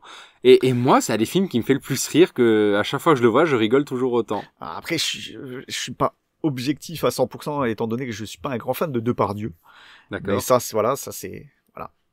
Ah bah ok. C'est moi. Mais qui m'a. Mais en comparaison, il m'a pas autant dérangé que ça dans le film là, tu vois. Ouais, bah donc, oui. Je l'apprécie pas. Depardieu de la vieille époque, quoi. Oui, voilà, je l'apprécie pas particulièrement. Cool. Mais là, il est tout à fait bien dans son rôle, hein. On va pas se le cacher. Mais le film en lui-même, ouais, je sais pas. J'ai un problème peut-être avec le personnage de Pierre Richard qui en un sens, c'est lui effectivement qui a la malchance, mais il a des réactions je trouve un peu bizarres. Il se prend pour un dragueur, il pète plus haut que son cul. Ah oui, tout simplement. D'accord, oui. Je pensais pas qu'il était comme ça en fait dans le film. D'accord. C'était vraiment le malchanceux gaffeur jusqu'au bout. Ok, pas de bol. Mais là c'est le gaffeur qui se la pète quoi. Alors je trouve qu'il y a l'équilibre que j'aime pas trop dans le personnage. Donc on va raconter vite fait racontons ce dont parle le film parce que pourquoi on l'a mis là. Alors il y a Mary Benz, donc la fille d'un mec ultra riche qui se fait kidnapper au Mexique. Elle est française hein, mais elle est en vacances. Elle est en vacances et elle se fait kidnapper là-bas. Et les recherches ne donnent rien. Des détectives privés, des machins, ça ne donne que dalle. Et il y a l'assistant du mec ultra riche qui c'est que cette fille qui a une théorie en fait. Il dit que la fille est malchanceuse. D'ailleurs, c'est lui que vous entendez dans le jingle. Et il dit qu'elle est malchanceuse parce que au début du film, il arrive plein de trucs. Elle se prend une porte automatique qui s'ouvre pas. Elle tombe d'un balcon, voilà. Et donc sa théorie, c'est qu'elle est malchanceuse et que pour la retrouver, il faudrait envoyer quelqu'un de malchanceux qui pourra tomber sur les mêmes pièges qu'elle et qui pourra du coup retracer le parcours qu'elle a fait. Et ce mec malchanceux, c'est Francis Perrin, donc campé par Pierre Richard, qui lui n'a pas de bol non plus. Et rien que pour moi c'est la première scène qui me fait aussi beaucoup rire, c'est pour prouver qu'il a de la malchance, il le fout dans une pièce avec, je sais pas, il y a au moins une trentaine de chaises. Une trentaine de chaises, et il y en a une seulement qui a le pied dévissé. Et donc ils vont lui dire de s'asseoir. Et il me dit où je veux, oui, où tu veux, et il s'assoit sur la chaise. La seule chaise qui a le pied dévissé. Voilà. Donc c'est comme ça que tu vois que évidemment il tombe, c'est drôle, gag de situation. Il tombe, c'est drôle. Moi je trouve ça super drôle. Moi la façon dont il tombe là, ça me fait mourir de rire. Alors toi tu trouves ça pas drôle, mais moi ça me fait rire. Et donc ils le mettent avec un détective privé qui lui n'a fait chou blanc de toute façon. Ouais, il a déjà recherché pendant un mois ou je sais plus. C'est ça, qui est Gérard Depardieu, qui lui n'y croit pas du tout à ces conneries. Et ils vont au Mexique et il s'ensuit plein de déjà à l'aéroport là quand il tombe sur le mec c'est là que tu dis qu'il pète plus haut que son cul quand il dit qu'il fait de l'aïkido, du judo, machin. Oui, parce qu'il s'y croit, il dit oui, grâce à moi on va réussir à résoudre l'enquête et tout, et il y croit dur comme fer. Et parce qu'ils disent pas que c'est parce qu'il a pas de chance, il le sait pas là qu'il y va pour ça. Il y va juste parce qu'il pense que c'est lui pense que eux pensent que c'est un taulier et qu'il a des talents pour retrouver alors que pas du tout. C'est peut-être pour ça aussi que tu te dis que ouais. Oui, son côté hautain va pas avec son côté gaffeur, je trouve. Je sais pas. Ça, c'est. Bon bref, du coup, s'ensuit plein de moments de malchance de Pierre Richard où Depardieu est là pour constater. Au bout d'un moment, il se demande même si c'est pas vrai, tellement il a pas de bol. Parce qu'il lui transmet le pas de bol à un moment donné. À un moment, il lui transmet le pas de bol, ouais, c'est ça. À force de traîner avec, il se dit il me le transmet son pas de bol. Enfin bon, ça reste très ésotérique finalement. Oui. Donc voilà. Après, je sais pas. Maintenant, ce qui est bien, c'est de faire votre avis. En effet. Et de regarder ce film qui est introuvable. C'est vrai, il est introuvable. Il est sur aucune plateforme. Moi, je l'ai en Blu-ray. Je l'ai en version physique. Que tu m'as prêté. Que je t'ai prêté, ouais, exactement. C'est vrai que c'est introuvable. Si des gens qui me connaissent veulent que je leur prête aussi le Blu-ray, y a pas de souci. Mais ouais, c'est dommage. Peut-être un jour, il sera sur une plateforme ou quelque chose comme ça. Mais c'est vrai que là, parce que toi, tu voulais le regarder pour l'occasion. Oui, parce que là, je m'en souvenais plus du tout. Pas moyen, ouais. Et impossible de le trouver, quoi. Encore une fois, le démat, ça n'a pas que des avantages. Non, pour le coup. Après, voilà, c'est un vieux film aussi, donc. Mais on devrait pouvoir voir les vieux films. J'aimerais tellement voir des Charlie Chaplin, des trucs comme ça, tu vois, qui sont pas trouvables. Oui, mais à l'époque, t'avais des cassettes vidéo. Ouais. Donc fallait les garder. Oui, mais c'est pas moi qui avais les cassettes vidéo, c'était mes parents. Quoi. Oui, je sais, mais tu vois, c'est pour dire que finalement, le démat c'est bien, mais il faut garder les supports aussi qui te permettent de les voir. Je trouve que c'est plus facile d'avoir du matériel, pardon, pas le démat, le matériel, pardon. Je trouve que c'est plus facile d'avoir du matériel maintenant parce qu'un Blu-ray, je pense qu'il y aura pas une grosse... Oui, un changement d'objet. Un gros changement d'objet, tu vois. Et puis, quand bien même, tu gardes ta télé, tu gardes ton câble HDMI. Oui, et puis tu gardes ta PlayStation 5, ta Xbox, et puis voilà, tu pourras toujours regarder. On dit, t'avais qu'à garder ton tube cathodique et ton magnétoscope. Certes, c'est déjà, je sais pas, j'ai l'impression que c'est différent. Peut-être pas, peut-être que on verra dans 30 ans. Toujours est-il qu'il n'est disponible nulle part, ce film. Voilà, c'est ça. Désolé. Et pourtant, il est bien. Mais il y a beaucoup de rediffusions à la télé, donc. Est-ce qu'il est encore diffusé à l'heure actuelle? Sur les petites chaînes, oui, si, ça doit être possible. TNT, RTL 9. Sur RTL 9, Voilà, si vous avez l'occasion, La Chèvre, ou pas. Voilà, si vous êtes comme Stevie, ne le regardez pas. Si vous êtes comme moi, regardez-le. Regardez-le, faites votre avis. Encore une fois, c'est toujours la même chose. C'est ça. Êtes-vous d'accord avec Jérém? Tapez 1. Êtes-vous d'accord avec Stevie? Tapez 2. Bon, je pense que c'est fini pour la partie thème. Le thème est fini. Voilà. Donc on a fini avec le chiffre 13. Est-ce que vous avez des idées aussi de films? Ah oui, on attend toujours. Si quelqu'un a des idées de films, même de nouveaux thèmes, ou même de jeux, parce que je vous dis, on a un peu fait chou blanc là-dessus. Si quelqu'un a dans la tête là un jeu qui traite vraiment de la malchance. Parle de malchance, ouais. Parce qu'on connaît pas tout non plus, loin de là. C'est ça. Donc faites-nous en part en commentaire. Exactement. On reviendra peut-être dessus d'ailleurs. Bon, on va enchaîner sur la troisième partie. Donc quand on bosse pas et qu'on s'occupe pas de sa famille. Après ce petit jingle. Jingle! Tu passes du temps avec ta famille? Bien sûr, parrain. C'est bien. Parce qu'un homme qui ne se consacre pas à sa famille ne sera jamais un homme. Nous revoilà après ce petit jingle, et nous allons parler de ce que nous faisons quand nous ne bossons pas et que nous ne nous occupons pas de notre famille, et c'était très très dur à dire. Et je vais te laisser lancer les hostilités avec le jeu que tu as fait ces 2 dernières semaines. Voilà, bon, que j'avais même entamé un petit peu avant ces 2 dernières semaines, mais bon. Que tu as fini. Voilà, je l'ai fini entre temps. Là, c'est un jeu qui est pas très très long, ceci dit. Et ce jeu, c'est Stray. On parlait de jeux avec un petit chat, et voilà, Stray en fait partie. C'est un jeu du studio Blue 12 Studio, un studio français. Oh, je ne le savais même pas. Ouais, encore un jeu français. Et franchement, la France, elle va en poupe dans les jeux vidéo et dans les arts en général. Les dernières années, surtout, je trouve qu'il y a un regain. Là, il y a une remontada de la France dans les jeux vidéo, mais c'est un truc de fou, quoi. Et le jeu a été édité par Annapurna Interactive, encore une fois. C'est un jeu qui a été développé, qui a commencé à être développé en 2015 et qui est sorti en 2022 sur PS4, PS5 et PC. Ah, donc 7 ans de développement quand même. Ouais, quand même. C'est une petite équipe. Oui, c'est une petite équipe. En 2023 sur Xbox et en 2024 sur Switch. Ok. Et c'est donc un jeu dans lequel tu diriges un petit chat. À la base, t'as un groupe de 4 chatons qui se promènent en extérieur. Et le petit chat que tu joues, il a pas de bol. Un coup de malchance, il tombe d'un tuyau en fait, un tuyau qui cède à son passage. Les 3 autres sont passés. Donc ça rejoint le thème, dis donc. Voilà. Il a pas de chance, le tuyau cède et il tombe dans les bas-fonds en fait d'une ville souterraine. De fil en aiguille, il va trouver un labo, télécharger une IA dans un drone qui s'appelle B12, qui va l'aider, qui va lui donner un petit équipement. Je sais pas si t'as déjà vu les images. Le chat, il a un petit équipement sur le dos et tout pour prendre des objets avec le drone pour s'éclairer et tout. Et en fait, tu vas te rendre compte que dans ces bas-fonds, en fait, ce sont des robots qui y vivent. Ils ont fait ils vivent en communauté. Et tu vas aussi découvrir l'existence des Urks, une sorte de bactérie qui dévore toute vie organique, mais qui dévore aussi les robots. Des petites boules noires là, qui te suivent Non, c'est pas des petites boules noires, c'est des petites bestioles qui ressemblent d'ailleurs aux petites bestioles qu'il y a dans Half-Life et qui te foncent dessus et qui te tuent. Donc tu peux mourir dans le jeu. Je pensais que c'était juste un walking simulator avec un chat, mais en fait pas du tout. T'as des petites phases d'infiltration, t'as des phases de platforming, je vais dire, mais pas vraiment, parce qu'en fait, t'appuies juste sur un bouton et le chat saute. Apparemment, d'après les devs, ils avaient fait des essais pour que tu puisses jouer comme un jeu de plateforme, mais c'était trop compliqué. Pour atteindre des petites plateformes et tout, c'était trop contraignant. Donc, ils ont fait un truc de saut automatique. Avec la caméra, tu pointes en endroit, t'as le bouton qui apparaît. Et t'appuies dessus, le chat, il saute automatiquement dessus. Et c'est pas plus mal, parce que c'est vrai que ça aurait été un enfer. Ah oui, oui. Ouais. Et de fil en aiguille, en fait, il va falloir retrouver son chemin vers la sortie.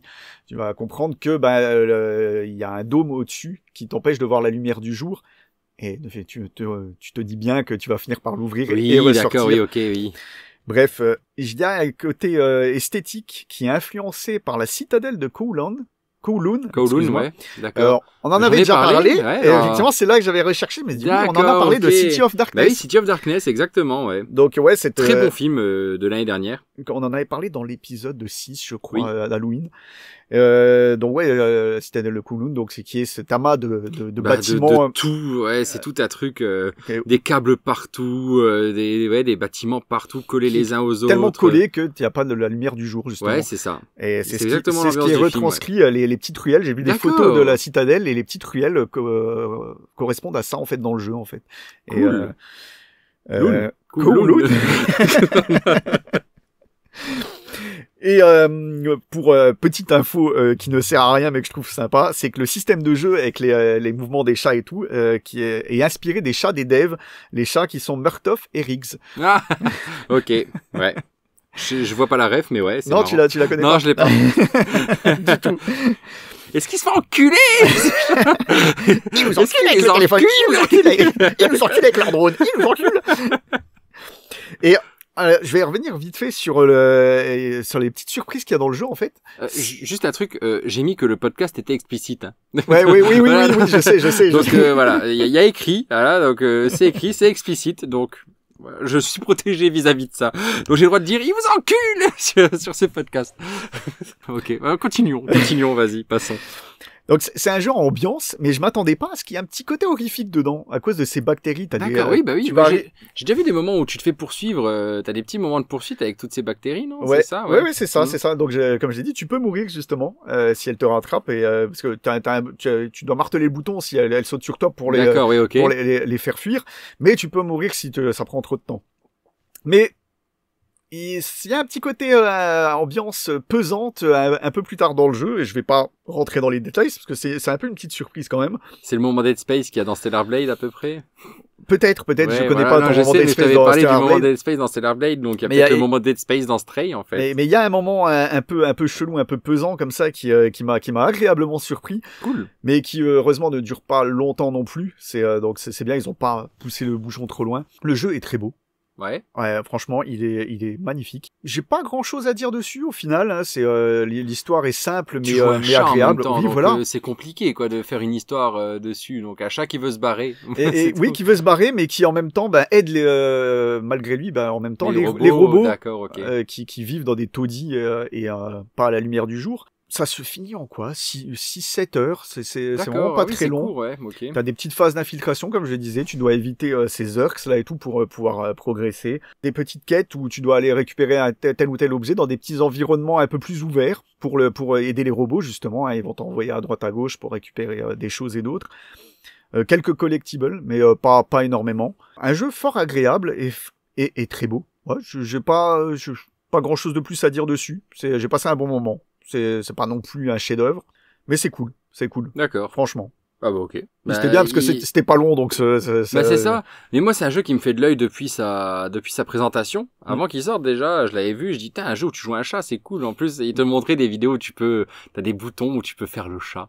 Oui, c'est vrai, tu fais le chat. Tu vas voir un tapis ou de la tapisserie, t'appuies sur un bouton et en fait il se fait des griffes dessus. Ouais, voilà. Ça je savais pas, tu vois. T'appuies sur les gâchettes en alternance pour qu'il fasse les griffes. D'accord. Ça sert à rien. Ah non. Mais c'est tu peux te lécher, non, si j'ai bien compris aussi. Tu peux te frotter aux jambes des robots, et ils sont contents parce qu'en fait les robots en fait à la place de la tête c'est un petit écran qui montre leurs émotions, des trucs, des phrases. Pas comme Astrobot quoi, un peu. Oui voilà, ouais. Et genre quand tu te frottes à eux et tout, il y a un petit cœur qui apparaît, ils sont tout contents, oh. Et tu vois, c'est super agréable. T'as des petits coins pour dormir. Il se met blotti dans un coin et puis il dort. Là, t'as une petite musique qui se met en route, la caméra qui fait un travelling arrière et tout. C'est des petits moments hors du temps comme ça, ou reposants. Et t'as joué sur quelle plateforme, toi?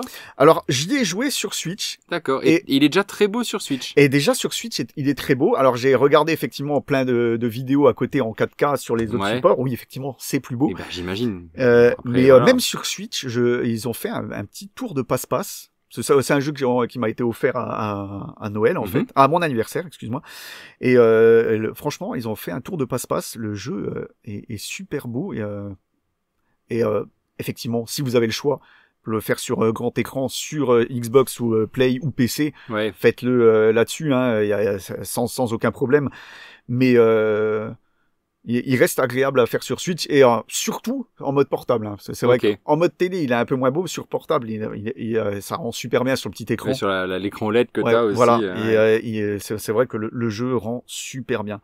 Donc, n'hésitez pas. Je crois qu'il doit être aux alentours de 20 balles. Ouais, dans les 20 balles à chaque fois. 25 euros, je crois. Des fois en promo sur Steam. Mais n'achetez pas en démat, si vous mais en physique, il est à 29,99€ généralement. Le prix de base. Donc, oui, voilà, ça le vaut largement. Soutenez, encore une fois, le physique. Pour 5 € de plus, franchement. Eh ben, c'est à moi. Oui. Alors, il y a une chose que j'ai fait, donc, c'est pas quelque chose que j'ai découvert, parce que d'habitude, on parle de choses qu'on découvre, ou qu'on n'a pas fait avant, ou voilà. Mais, c'est une chose que j'ai vue que pour la deuxième fois de ma vie, déjà. Et j'ai fait un marathon de films. Un marathon de films. Et j'ai fait un marathon Le Seigneur des Anneaux. Ouais, donc du bon film conséquent déjà. Du bon film conséquent. Il y avait 11h30 de marathon. En une journée, hein, évidemment. Donc c'était un dimanche où je me suis pas du tout occupé de ma famille. Par contre, je remercie ma famille de s'être occupée de nous, parce qu'on était 3 pour regarder ça. Je remercie ma femme qui nous a préparé de succulents plats. Donc merci beaucoup. Elle est bien chouchoutée. Elle nous a chouchouté comme c'est pas possible. D'ailleurs, j'ai cru qu'un de mes potes allait repartir avec. Bref, merci beaucoup si tu nous écoutes. Et que tu mets une étoile. Et que tu mets une étoile. La 13e. Merci. Voilà. J'ai envie d'en parler parce qu'on parlera sûrement pas beaucoup du Seigneur des Anneaux, je sais pas. Non, alors peut-être un jour, on a pas. qu'un jour tu regardes la série, qu'il fasse quelque chose. Ou quelque chose comme ça. Et je voulais juste dire, moi je suis, comme tu le sais, hein, moi je suis pas très heroic fantasy. C'est pas ma cam. J'ai découvert le Seigneur des Anneaux il y a 3 ans, je crois, parce que j'ai toujours dit ça m'intéresse pas. Si, j'avais vu le 3 au cinéma, mais juste le 3, sans voir les 2 autres d'avant, j'avais rien compris, j'étais jeune, j'avais 12-13 ans, enfin ça m'intéressait pas. Et je les ai redécouverts il y a 3 ans. Et mais qu'est-ce que c'était bien. Mais qu'est-ce que c'est bien le Seigneur des Anneaux. Ah, on est d'accord. C'est un truc de fou. Et alors oui, c'est de l'heroic fantasy, il y a des orques, des elfes, tout ce que je n'apprécie pas trop, mais il y a une mise en scène de malade de la part de Peter Jackson, et c'est à saluer. Il a fait quelque chose de grandiose et que je pense qu'on ne reverra plus. Déjà. C'est vrai qu'il n'y a pas grand chose qui sort en heroic fantasy, hein, généralement. Hein. Mais pas que en heroic fantasy, mais quelque chose d'aussi épique, avec autant de costumes, autant d'acteurs, autant de figurants. Je pense pas que ça puisse se refaire un jour. Et c'est bien, l'histoire est cool. Bon, alors l'histoire est pas de lui, certes, c'est Tolkien. Tolkien, oui. Mais l'histoire est cool. Même si j'ai résumé ça en c'est 2 personnes qui veulent ramener un bijou défectueux chez le fabricant. Mais c'est le voyage qui compte. C'est le voyage qui compte. Hein. Voyage qui, soit dit en passant, ils auraient pu le faire avec les aigles qui viennent les rechercher à la fin. Ça, après, c'est un truc, voilà.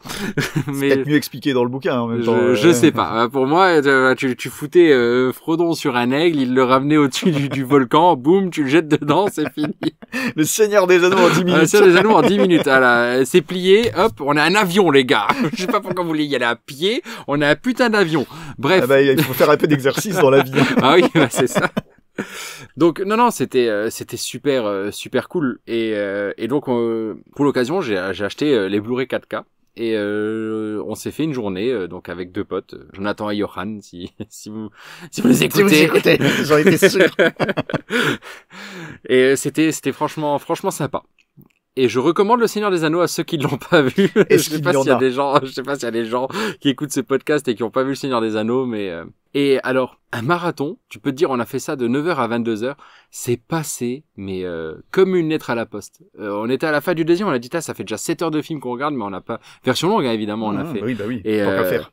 Et ouais, c'est passé mais comme une lettre à la poste. Alors les Blu-ray en version longue, t'as 2 Blu-ray pour un film. Donc tu dois changer de Blu-ray entre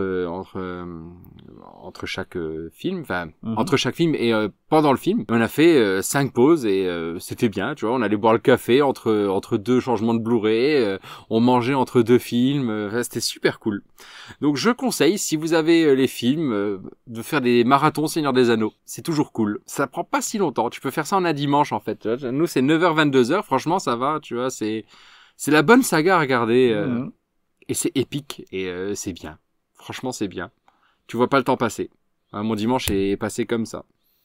Et puis, comme je disais, il y a pas énormément de films du genre, en fait, d'heroic fantasy. Il y en a pas des tonnes. Non. Hein, c'est bizarre. D'ailleurs, malgré l'engouement qu'il y a eu pour cette trilogie-là, bah ouais. Il y a pas eu beaucoup de successeurs, en fait. T'as beaucoup de jeux? Il y a eu le film Warcraft que je n'ai pas vu. Ouais. Apparemment, il y a Donjons et Dragons. Mais il y a eu Donjons et Dragons qui est génial, mais qui a floppé. Qui a floppé alors qu'il est super bien. Ouais. Pareil, regardez Donjons et Dragons. Ouais, Donjons et Dragons, ça c'est du même acabit que Bullet Train, quoi. Il a pas marché alors que c'est un bon film. Alors que c'est un très bon film, qui est drôle, qui est bien fait. Des fois, je comprendrais pas Bah, écoute, c'est comme ça. Après, voilà, t'as des mauvais films qui bident et il faut se dire que c'est bien. Oui, mais bon, quand c'est des bons films qui bident, c'est moins bien. C'est dommage. Donc voilà, c'était juste une petite parenthèse, vite fait. Oui, bah t'as fait ça sans t'occuper de ta famille. J'ai fait ça sans m'occuper de ma famille, et c'est ça. Donc, et je remercie ma charmante petite femme. Encore un mois, et je vais vous parler d'une saison 3 d'une série que j'ai regardée. Donc j'ai déjà parlé des 2 premières saisons, c'était The Bear.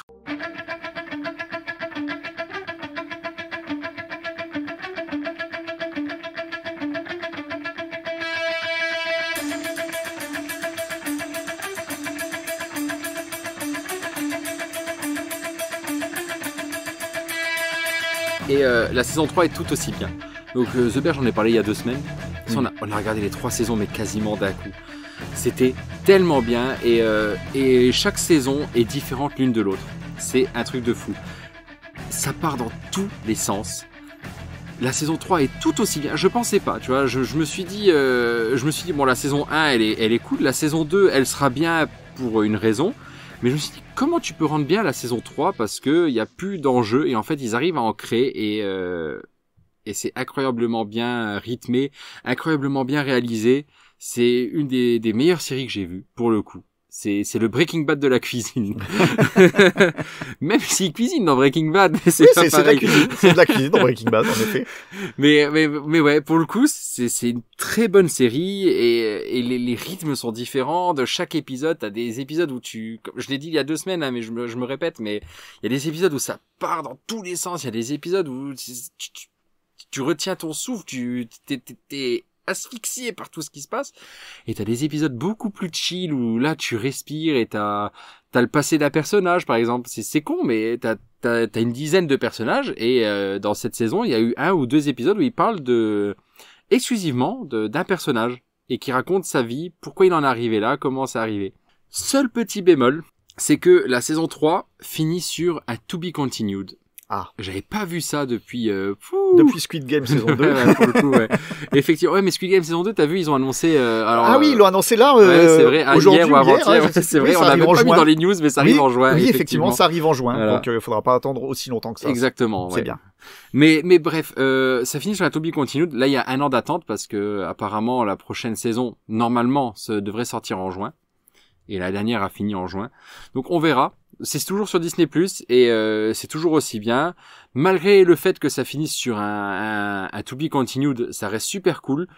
C'est juste qu'on sent que peut-être les 2 derniers épisodes, ils ont un peu rallongé les histoires, les péripéties, pour pouvoir finir sur ce To Be Continued. Il y a un événement que t'attends, et en fait, il arrive en fin de saison, et il est même pas fini. Bah, c'est un peu... C'est pas grave parce que moi je l'ai vu avec 6 mois de retard, donc tant mieux. Oui, t'auras moins à attendre. Voilà, il y aura un mois à attendre et j'espère vraiment que ça sort en juin aussi. On verra parce qu'il n'y a pas de nouvelles pour l'instant.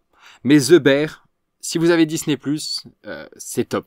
Des fois c'est drôle, des fois c'est rageant, des fois ça fait passer par plein d'émotions. Des fois c'est triste, t'as des destins tragiques, il y a eu un épisode en huis clos cette saison. C'était cool. Franchement, c'était sympa. À toi, qui va nous parler d'une série. Et okay. Alors, tu ne m'as pas dit de quoi t'allais parler. Du tout. Alors, je vais faire appel à ta mémoire. Je sais pas si tu te souviens, la dernière fois qu'on a enregistré.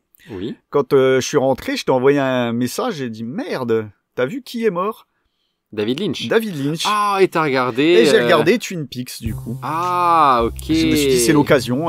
J'ai le coffret en Blu-ray. Coffret qui ne contient pas, malheureusement, le film Firewalk With Me. Okay. Donc, heureusement, il est disponible actuellement sur France TV, je crois. L'application qui est gratuite en plus, hein, vu qu'il a dû passer à la télé il y a pas longtemps. Alors, il est disponible jusqu'en mars, il me semble. Donc, j'en ai profité pour le regarder également. Donc oui, je me suis dit, David Lynch est mort. Je dis, j'ai jamais vu Twin Peaks. Moi non plus, et j'arrête pas de me dire, faut que je voie Twin Peaks. Et j'ai dit, c'est l'occasion, je vais... j'avais déjà vu la saison 1 et un tout petit bout de la saison 2. Et j'avais un peu décroché pour X ou de raisons, parce que c'était une paire d'années en arrière quand même. Et je me suis dit, allez, je vais reprendre depuis le début, tant pis, parce qu'en plus la saison 1 fait que 8 épisodes, même si le pilote fait 1h30 quand même. Okay. Et je me suis rematé ça, et fort heureusement, je l'ai fait, parce qu'en plus, j'ai encore d'autant plus apprécié la saison 1 et cette saison 2 en ayant vu déjà un petit aperçu. Parce que, il faut l'avouer, c'est très chelou comme série. Ouais, ça a l'air. Hein. C'est du David Lynch. Après, je suis pas un grand connaisseur de David Lynch. Hein. J'ai vu seulement 2 films de lui, Mulholland Drive et Lost Highway. Et Dune aussi, mais Dune c'est un peu comme un film de commande, c'est un film de commande et même lui n'en était pas satisfait du tout, alors que moi quand j'étais jeune, je l'aimais plutôt bien quand même. Et je me suis enchaîné la saison 1 et la saison 2 de Twin Peaks, pas la saison 3, ça sera pour une prochaine fois. Qui est plus récente, il me semble. Alors oui, elle est de 2017, la saison 3.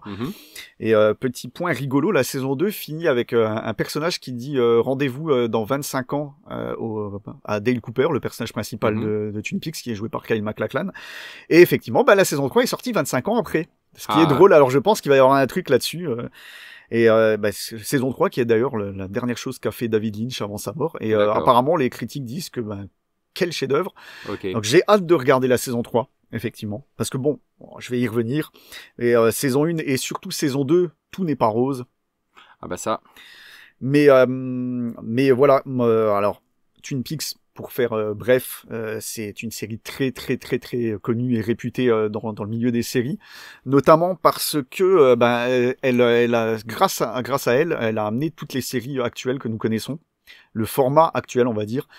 Parce que je sais pas si tu sais, mais dans les années 80 et avant, les séries étaient souvent, pas toujours, attention, mais souvent des one-shot en fait. Chaque épisode racontait une histoire. D'accord, oui. Okay. Et il y avait pas au contraire, peut-être des fois un petit fil rouge, mais c'était, tu vois, les MacGyver, les. Oui, c'est vrai. Oui. Les choses comme ça, c'était des petites histoires indépendantes.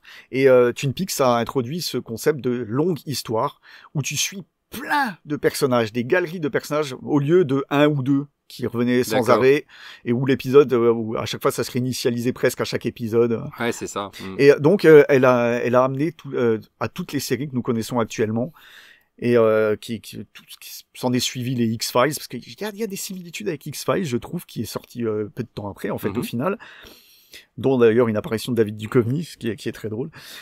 Twin Peaks, ça raconte quoi? Ça raconte la petite ville de Twin Peaks, qui est en bordure frontière entre le Canada et les États-Unis, dans laquelle il vient d'y avoir un meurtre. On découvre le corps de Laura Palmer, une lycéenne qui est réputée dans toute la ville, qui est appréciée de tout le monde, qui est découverte dans un sac plastique au bord de l'eau, et ça ébranle toute la communauté. Et va arriver l'agent Dale Cooper, donc joué par Kyle MacLachlan, qui arrive parce qu'il a eu un cas similaire de mort un an auparavant, donc il vient enquêter. Et ce personnage est tout simplement fabuleux. Ah ouais. C'est un des meilleurs personnages de série que j'ai vu. Il est un peu candide, il apprécie tout. Le grand héros, mais qu'est-ce que c'est peint et tout. Il adore le café, les tartes à chaque fois. Ah oui, je veux bien du café, des tartes. Il les apprécie. C'est trop bon. Le café, je l'adore chaud et tout.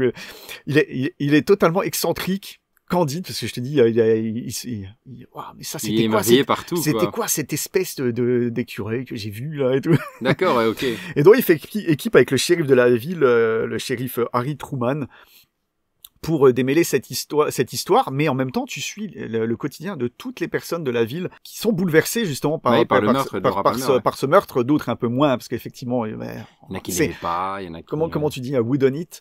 Ouais, c'est vraiment ça, tu vas chercher à savoir qui est le coupable, et la galerie de personnages est fantastique. Okay. Vraiment, t'as de tout, t'as des personnages du plus simple qui ont tous une histoire, vraiment une histoire propre avec ses malheurs et ses amours et ses emmerdes, et à des personnages vraiment totalement ouf, comme l'adjoint du shérif. L'adjoint, il s'appelle Andy, c'est un simplet émotif. Il est chou. C'est l'adjoint qui est simple, il est émotif quand il y a un corps, il pleure. Alors les autres ils s'arrêtent, s'il te plaît. T'es quand même l'adjoint, tu vois. Mais c'est drôle Twin Peaks ou Alors oui, c'est à la fois très drôle, mais c'est dommage parce que je voulais rebondir sur. Il y avait l'adjoint Andy, mais t'as aussi la femme au tronc, enfin à la bûche, excuse-moi. Donc c'est une femme, elle se balade toujours avec une bûche, et la bûche elle lui dit des choses en fait. D'accord. C'est la Schwarzenegger de Commando, mais. Ah, tu vois, on revient dessus. On revient sur la bûche. Et donc, oui, c'est drôle. C'est à la fois mystérieux. Il y a des passages assez flippants, mais c'est aussi très drôle. Il y a les situations incongrues qu'il y a dedans. D'accord. Tu t'esclaves des fois, tu te dis non mais sérieux quoi. Ah mais moi j'imaginais ça comme un truc ultra sérieux, genre un peu comme Sharp Objects, j'en ai parlé il y a 2 semaines, tu vois. Donc c'est à peu près la même histoire. C'est une nana qui retourne dans une ville où tout le monde est connu, tout le monde se connaît, machin. Il y a un meurtre et tu veux le résoudre. Sauf que Sharp Objects c'est ultra sombre. Il y a pas de truc drôle. J'ai pas rigolé une seule fois. Que là c'est sombre, mais en même temps c'est ponctué de moments quasiment hilarant, mais ne serait-ce que avec cet agent Dale Cooper qui est un peu déconnecté de ça, et c'est en même temps très drôle parce que c'est tourné un peu comme un soap opéra. C'est la vache. Ah ouais, ok. Des fois, t'as l'impression de regarder un épisode de Des Feux de l'amour, mais dans l'étrangeté. Il faut vraiment que je regarde cette série. Et c'est ça que je voulais dire aussi. Oui, t'as le côté uncanny, quoi. Il y a une étrangeté permanente. D'accord. Même dans le jeu des personnages, c'est dur à expliquer en fait. Tellement les personnages, des fois, t'as l'impression qu'ils surjouent, ils font des mimiques. Mais en fait, c'est ce qui m'avait déstabilisé à ma première vue. Mais en fait, en regardant de nouveau, que j'ai beaucoup plus apprécié. Alors, je pense que c'est une série qui s'apprécie en la regardant une seconde fois. Vraiment. D'accord. Parce que quand j'avais regardé la première fois la saison 1, j'étais là, les yeux grands ouverts, en me disant, mais qu'est-ce que je regarde? C'est bizarre et tout, mais pourquoi ils jouent comme ça? Mais en fait, une fois que t'as compris peut-être la note d'intention et que c'est fait exprès, je sais pas si ça c'est fait exprès aussi loin que comme un rêve, parce que c'est ça, hein, David Lynch, c'est souvent comme si c'était un rêve que tu regardais. C'est pour ça qu'il explique pas tout le temps. Tu comprends pas tout à son film, mais que tu l'apprécies quand même. C'est parce que t'as l'impression de regarder une sorte de rêve éveillé comme ça.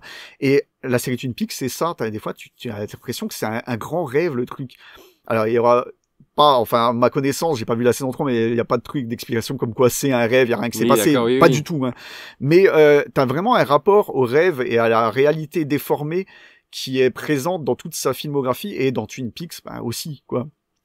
Et donc, le jeu des personnages participe à ça, j'ai l'impression, parce que ils ont vraiment une façon de jouer qui est bizarre. Tu te dis, mais en vrai, tu ferais pas comme ça, quoi. Mais je pense que c'est ce qui fait le charme du truc. C'est un mélange de soap opéra. Je suis vraiment chelou, quoi. Ouais, ok.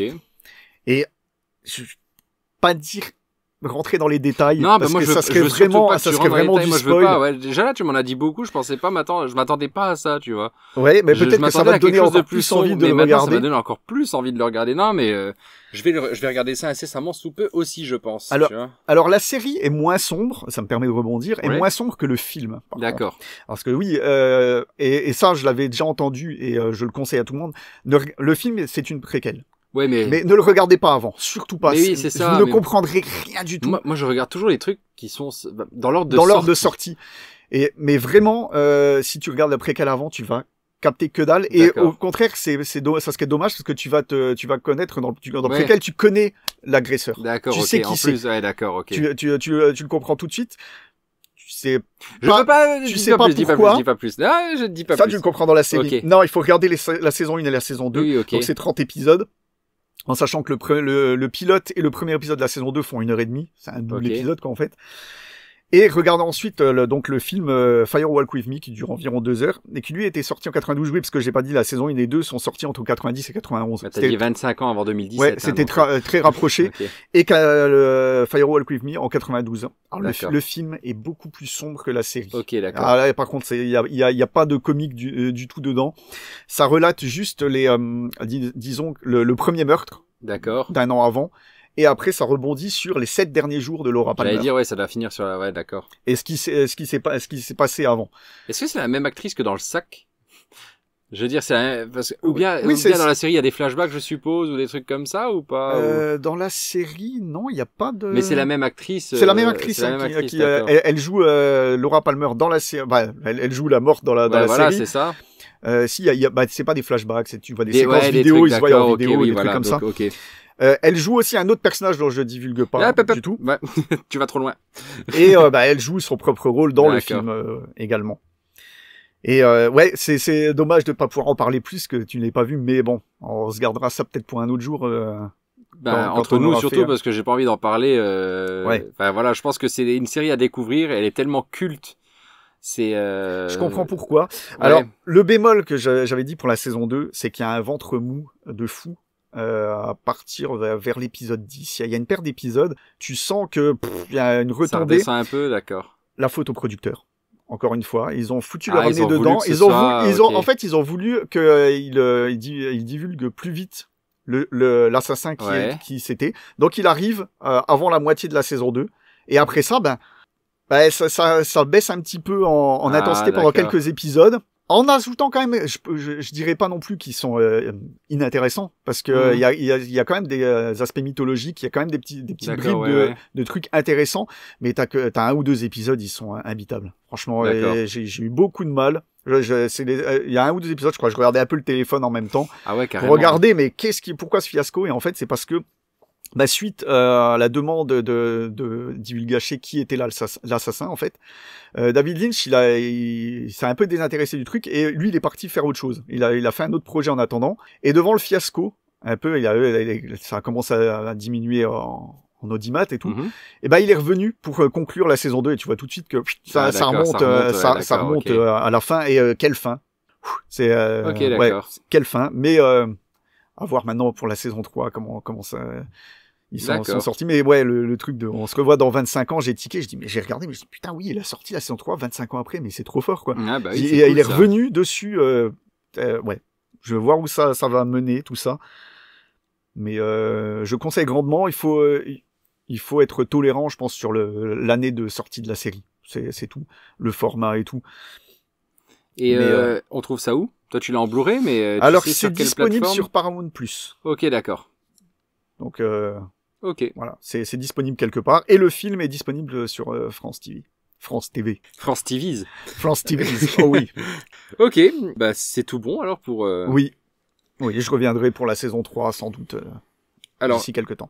À moi, je vais parler de livres, une fois n'est pas coutume non plus, parce que c'est vrai que j'en parle pas souvent. Alors c'est pas des livres, c'est pas des romans, c'est des mangas. Et encore, manga, c'est pas le bon nom, c'est plus manhwa. Parce que c'est une BD, en gros, mais coréenne. Qui s'appelle Solo Leveling. Ah oui. Est-ce que tu en as entendu parler? J'ai déjà entendu parler. Je pense que tu en as entendu parler. Oui, le nom c'est ultra connu. J'ai reçu ça à Noël et j'ai commencé à lire et je n'arrive pas à m'en décrocher. C'est super intéressant. L'histoire est trop cool. Ça raconte l'histoire de Sung Jin-woo, qui est un chasseur. Donc, dans ses contemporains, ça se passe à notre époque, en Corée. Et il s'est passé dans le monde, il y a quelques années, avant l'histoire de Sung Jin-woo, il s'est passé un événement planétaire où des portails se sont ouverts. Et des gens ont connu l'éveil. L'éveil, c'est quoi? Ils sont devenus plus forts. Et ils ont eu tous, donc pas tout le monde, pas tous les gens, mais une certaine partie de la population ont connu l'éveil et sont devenus plus forts et ont un rang, en fait. Donc ils sont devenus chasseurs et ils ont un rang de rang A, B, C, D, E et S aussi. Donc le meilleur rang c'est S. Et les portails qui s'ouvrent, dedans il y a des monstres à tuer. Et on envoie dedans des chasseurs. Parce que il y a des loots sur les monstres, il y a des choses à récupérer, des choses qui ne sont pas sur Terre, qui existent que là-bas et qui se revendent à prix d'or sur Terre en fait. Et donc Sung Jin-woo est un chasseur de rang E parce que tu peux, selon la force du chasseur, savoir, tu peux calculer la force d'un chasseur. Selon l'éveil qu'il a eu. Ils ont des trucs, des procédés spéciaux, des machines qui calculent. Un scooter là, comme dans Dragon Ball. Limite ils ont limite un scooter comme dans Dragon Ball, ouais. Et ils savent de quel rang tu es. Et fait intéressant, c'est que ils te le disent au tout début, un chasseur d'un certain rang ne peut pas être plus fort. C'est pas parce que t'es chasseur de rang E que tu pourras devenir chasseur de rang D parce que tu te seras entraîné, que t'auras fait des donjons, machin. Pas possible. T'es rang E, c'est comme ça. Tu peux pas t'améliorer. Tu peux, ou comme un humain, tu vois, toi, tu peux être un peu plus fort dans un truc, mais c'est pas non plus, voilà. Sachant que, donc, Sung Jin-woo, il est représenté comme le pire chasseur de rang E. Donc c'est limite un humain. Limite. Il le dit, il dit, je suis plus fort qu'un humain, voilà, parce qu'il est chasseur, il a connu l'éveil, mais pas beaucoup plus, quoi. Et il peut pas faire des donjons de rang, B, par exemple. Il va crever tout de suite. D'ailleurs, c'est un des seuls mecs, ils rigolent, c'est un des seuls mecs qui, ressort blessé d'un donjon au rang E. Sauf que, évidemment, c'est pas le héros pour rien. Ah oui, voilà. Et si tu regardes bien, dans le titre, ça s'appelle Solo Leveling. Donc, il va se passer quelque chose, un événement qui fait que Sung Jin-woo peut évoluer et devenir, lui, plus fort. Et c'est trop bien parce que, en tant que joueur, on est des joueurs, ça reprend tous les codes des jeux vidéo et des RPG. Beaucoup. Ça reprend beaucoup de codes des RPG. Il peut looter des objets sur des ennemis qui vont le rendre plus fort pendant un certain temps, qui vont lui rendre tant de pourcents de capacité en plus et qui vont lui enlever tant. Et tout un tas de trucs comme ça. Et là alors il y a 17 tomes, j'en suis que au tome 4 et je lis ça mais avec plaisir. moi qui suis pas un grand lecteur, j'aime pas, je c'est pas mon truc, mais là je prends du temps pour lire et pour dévorer cette saga, et j'ai qu'une hâte maintenant, c'est parce que j'en ai que 4, j'ai qu'une hâte, c'est d'aller chez mon libraire, et pas chez Cultura, non, chez mon petit libraire du coin, et lui acheter la suite, quoi. Donc c'est super intéressant. Et l'histoire est bien, les dessins sont cool, c'est en couleur en plus, c'est pas comme un manga, donc tout est en couleur. Ça se lit de gauche à droite. Ok. Ça se lit comme une BD en fait. Ok. Hein. C'est un peu plus grand qu'un manga, c'est un peu plus épais, c'est un peu plus large, c'est un bon format, et c'est bien. Les dessins sont cool, ça hésite pas à montrer des trucs un peu sanglants, tu vois, non, c'est super bien. D'accord. Je conseille vivement. Après, je pense que pas mal de gens ont lu ça a vraiment cartonné. T'en as entendu parler de toute façon. Oui, non, c'est ce que je dis, le nom est connu. Hein. Le nom est connu. Et j'ai hâte de savoir la suite. J'ai qu'une hâte, c'est de savoir ce qui se passe après. Parce que il arrive vraiment des trucs de jeux vidéo, et évidemment, il peut le véler tout seul, donc les gens commencent à s'intéresser à lui aussi, parce qu'ils savaient tous que c'était le pire des pires. Donc t'as toute une histoire comme ça. Enfin, non, c'est bien. Et c'est même un peu sombre dans certaines choses qui se passent, donc je conseille. Et aussi, il y a un animé qui est sorti sur ça. J'ai regardé que le premier épisode pour l'instant. C'est assez fidèle, donc moi je vais continuer à lire. Je sais pas si je vais regarder l'animé. C'est pas dans mes priorités. Je préfère regarder Twin Peaks. Ouais, ah oui. Donc voilà, c'est fini pour moi. Il te reste une dernière chose. Une petite reco, oui, vite fait quand même. Une petite reco, oui. Oui, parce que j'ai regardé la dernière vidéo de Feldup, qui s'intitule « Le monde perturbant des jeux de Kanoguchi ». C'est son Findings numéro 106, déjà. D'accord. Donc c'est un YouTuber. Hein. Oui, c'est un YouTuber. Hein, j'en avais déjà parlé. T'en as déjà parlé, ouais. Oui, effectivement. Pour l'épisode d'Halloween. Ouais, en effet. Et là, c'est un petit épisode conséquent d'1h46 quand même qu'il nous a fait. D'accord. Où il se penche sur les jeux d'un petit dev indé solitaire, qui est joué en solo donc, qui japonais, et qui fait des petits jeux disponibles gratuitement sur PC. Mais effectivement, on connaît Feldup et son amour pour les trucs un peu bizarroïdes, et ouais, ce sont tous des jeux étranges, vraiment, et qui sont même parfois malaisants et perturbants. Et tout des petites expériences, et en fait il va parler de tous ces petits jeux là, et je vous conseille de regarder la vidéo et d'écouter, de la regarder surtout avec un casque, parce que des extraits, les ambiances sonores sont assez, même moi je me sentais pas bien par moment et tout, vraiment rien. Pourtant, c'est minimaliste, hein, le gars est tout seul, fait des jeux minimalistes, souvent en 2D. Même quand c'est de la 3D, c'est de la 3D toute simple, mais avec des caractéristiques qui reviennent dans tous ces jeux. Il fait pas que des jeux d'ailleurs, il y a même des petits programmes, des trucs comme ça, qui sont qui reviennent dedans et qui instaurent un climat un peu malaisant comme ça, et qui veulent dire quelque chose. Car en fait ça soulève un petit peu les problèmes mentaux de ce Kanoguchi qui est schizophrène. Okay. Et ça se ressent dans ces jeux, et mais le gars a quand même un talent, de développeur, un talent de développeur, ce qu'il fait apparemment, il fait aussi des dessins, il fait un peu de tout, des sons et tout, et c'est un artiste tout simplement, et la vidéo m'a happé, et les jeux sont disponibles gratuitement sur PC, donc regardez la vidéo de Feldup, ça suffira grandement, je pense. Après, si vous aimez les trucs un peu trop perturbants et tout, après c'est pas non plus genre Junji Ito non, c'est pas graphique comme ça, c'est vraiment plus minimaliste, mais il instaure une ambiance sonore et graphique qui se marie bien, et qui montre un univers à lui en fait, tout simplement. Et encore une bonne vidéo de Feldup, franchement. 1h46 qui passe comme ça. Oh bah nickel. Donc c'est tout, voilà, c'était la petite recommandation finale. Ok, c'est parfait. Ok, je pense qu'on a fini pour cet épisode. Oui. Donc on se revoit dans 2 semaines.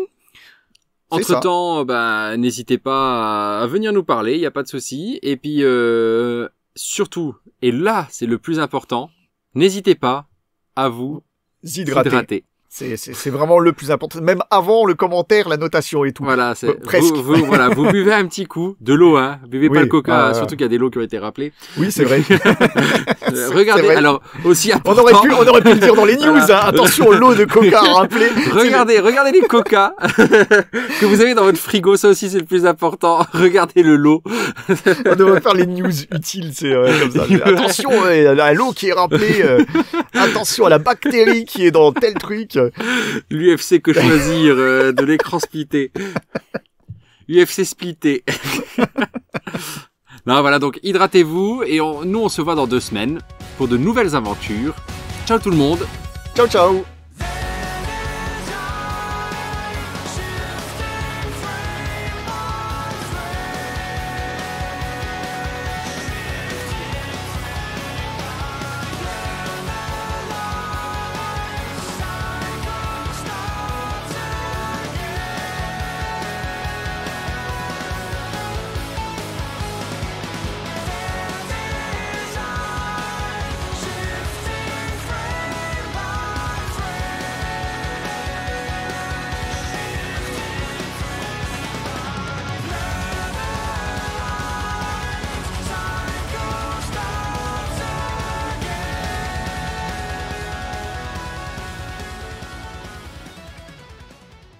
C'est aussi moi. Je compterai vraiment 5 secondes, tu le sais, ça. Ouais, je le sais, bah oui, évidemment, évidemment. Sinon, ça serait pas drôle. Voilà. Faut que ce soit... D'ailleurs, je compterai vraiment 5 secondes, je le mettrai au tout début des bonus, et après... Allez, ciao tout le monde. Ciao. Amusez-vous. Et buvez de l'eau. Ah oui, tout plein. Donc, je te propose tout de suite Nous voilà de retour après ce petit jingle. Putain, je fais tout le temps la même voix, tout le temps pareil. Hein. Oui, ça peut être un copier. Oui, mais c'est vrai que tu pourrais copier. Je te jure. Non, je reprends le truc. Il va se faire des fichiers audio avec tous les trucs et tout. Ça, et puis je vais juste garder le. Nous revoilà après ce petit jingle. Je suis obligé de le dire. Demandez-moi-le. Les gens vont m'arrêter dans la rue. Est-ce que vous pouvez faire le nous revoilà après ce petit jingle? Bonjour à toutes et à tous et bienvenue dans Écran Splitté. Et moi, pas mal, et toi? Ok, bon, allez. Nous revoilà après ce petit...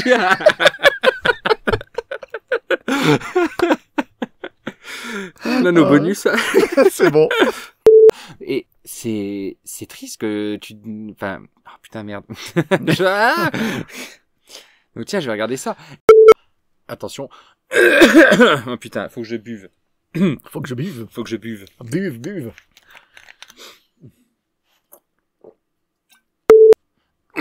Putain, j'ai un chat dans la gorge, j'arrive pas à m'en dépêtrer. Ça a été super bien le chat.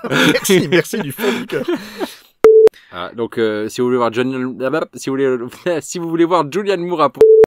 Alors attends, regarde, juste un truc, désolé, je te coupe, mais plus rien à voir. Vas-y. Clap de fin pour les éditions et collecteurs de Clair Obscur Expédition 33 pour la France. Et c'est sorti là il y a 15 minutes. Il n'y aura donc que les éditions standards en France si vous n'avez pas encore préco. Le studio français n'y est bien évidemment pour rien, force à vous. Mais il faudra sérieusement se pencher sur la question de la distribution physique à l'avenir. Allez, on espère que le jeu fera un carton et qu'il n'a... Le problème, c'est que moi, j'ai vu plein de commentaires qui disaient, ouais, si le collector, il sort pas, bah, j'achète même pas le jeu parce que je vais pas soutenir une démarche comme ça alors que le jeu est français. Il y a des gens, déjà, qui sont pas contents, ouais. Soundfall, ils ont écrit. Hein. La décision n'est ni entre nos mains ni entre celles de notre publisher. En tant que nouveau studio travaillant sur un premier jeu, mettre en vente une version physique avec des éditions collector est un énorme défi. Nous regrettons que nos partenaires n'aient pas proposé d'édition Lumière en France, ne serait comme reconnaissant d'avoir pu obtenir la version physique. Nous comprenons votre frustration et leur partageons. Putain. Tu te rends compte? Les partenaires sortent, ils ont décidé, c'est eux qui ont décidé de pas sortir le jeu en France. Ils sont cons des fois. Truc de fou. Donc désolé, on va recommencer sur le terminal. Ouais, donc parce que du coup j'ai lu ça. On en était où? Oui, moi j'ai dit juste voilà. Hein. Et donc de quoi ça parle le terminal? Donc et nous allons donc parler de quand on bosse de pardon. Et nous allons donc parler de pardon. Nous revoilà. Après ce petit jingle. Youhou. Allez.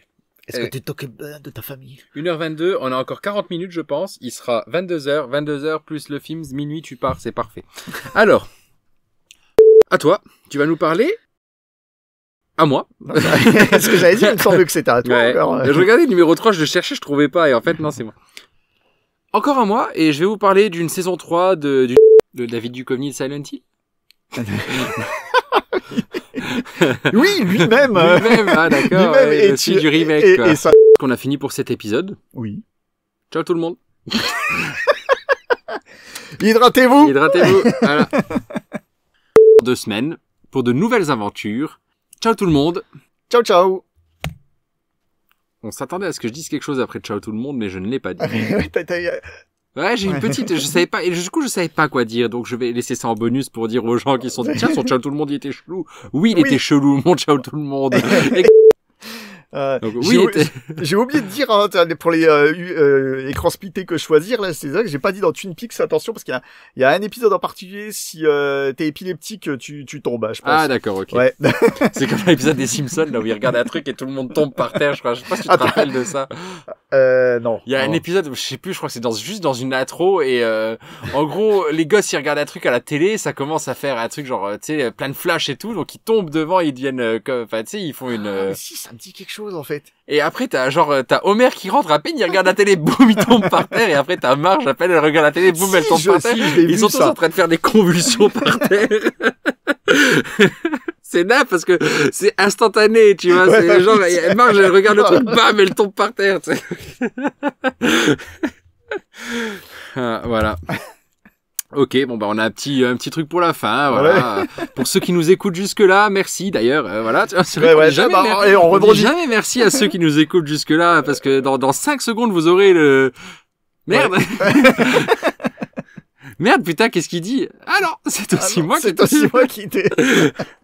Perdu, voilà, c'est perdu, c'est aussi moi donc, comme je disais, parce que dans 5 secondes, vous aurez le perdu. C'est aussi moi qui t'ai vu le deuxième. Perdu. Perdu. C'est aussi moi qui t'ai vu le deuxième.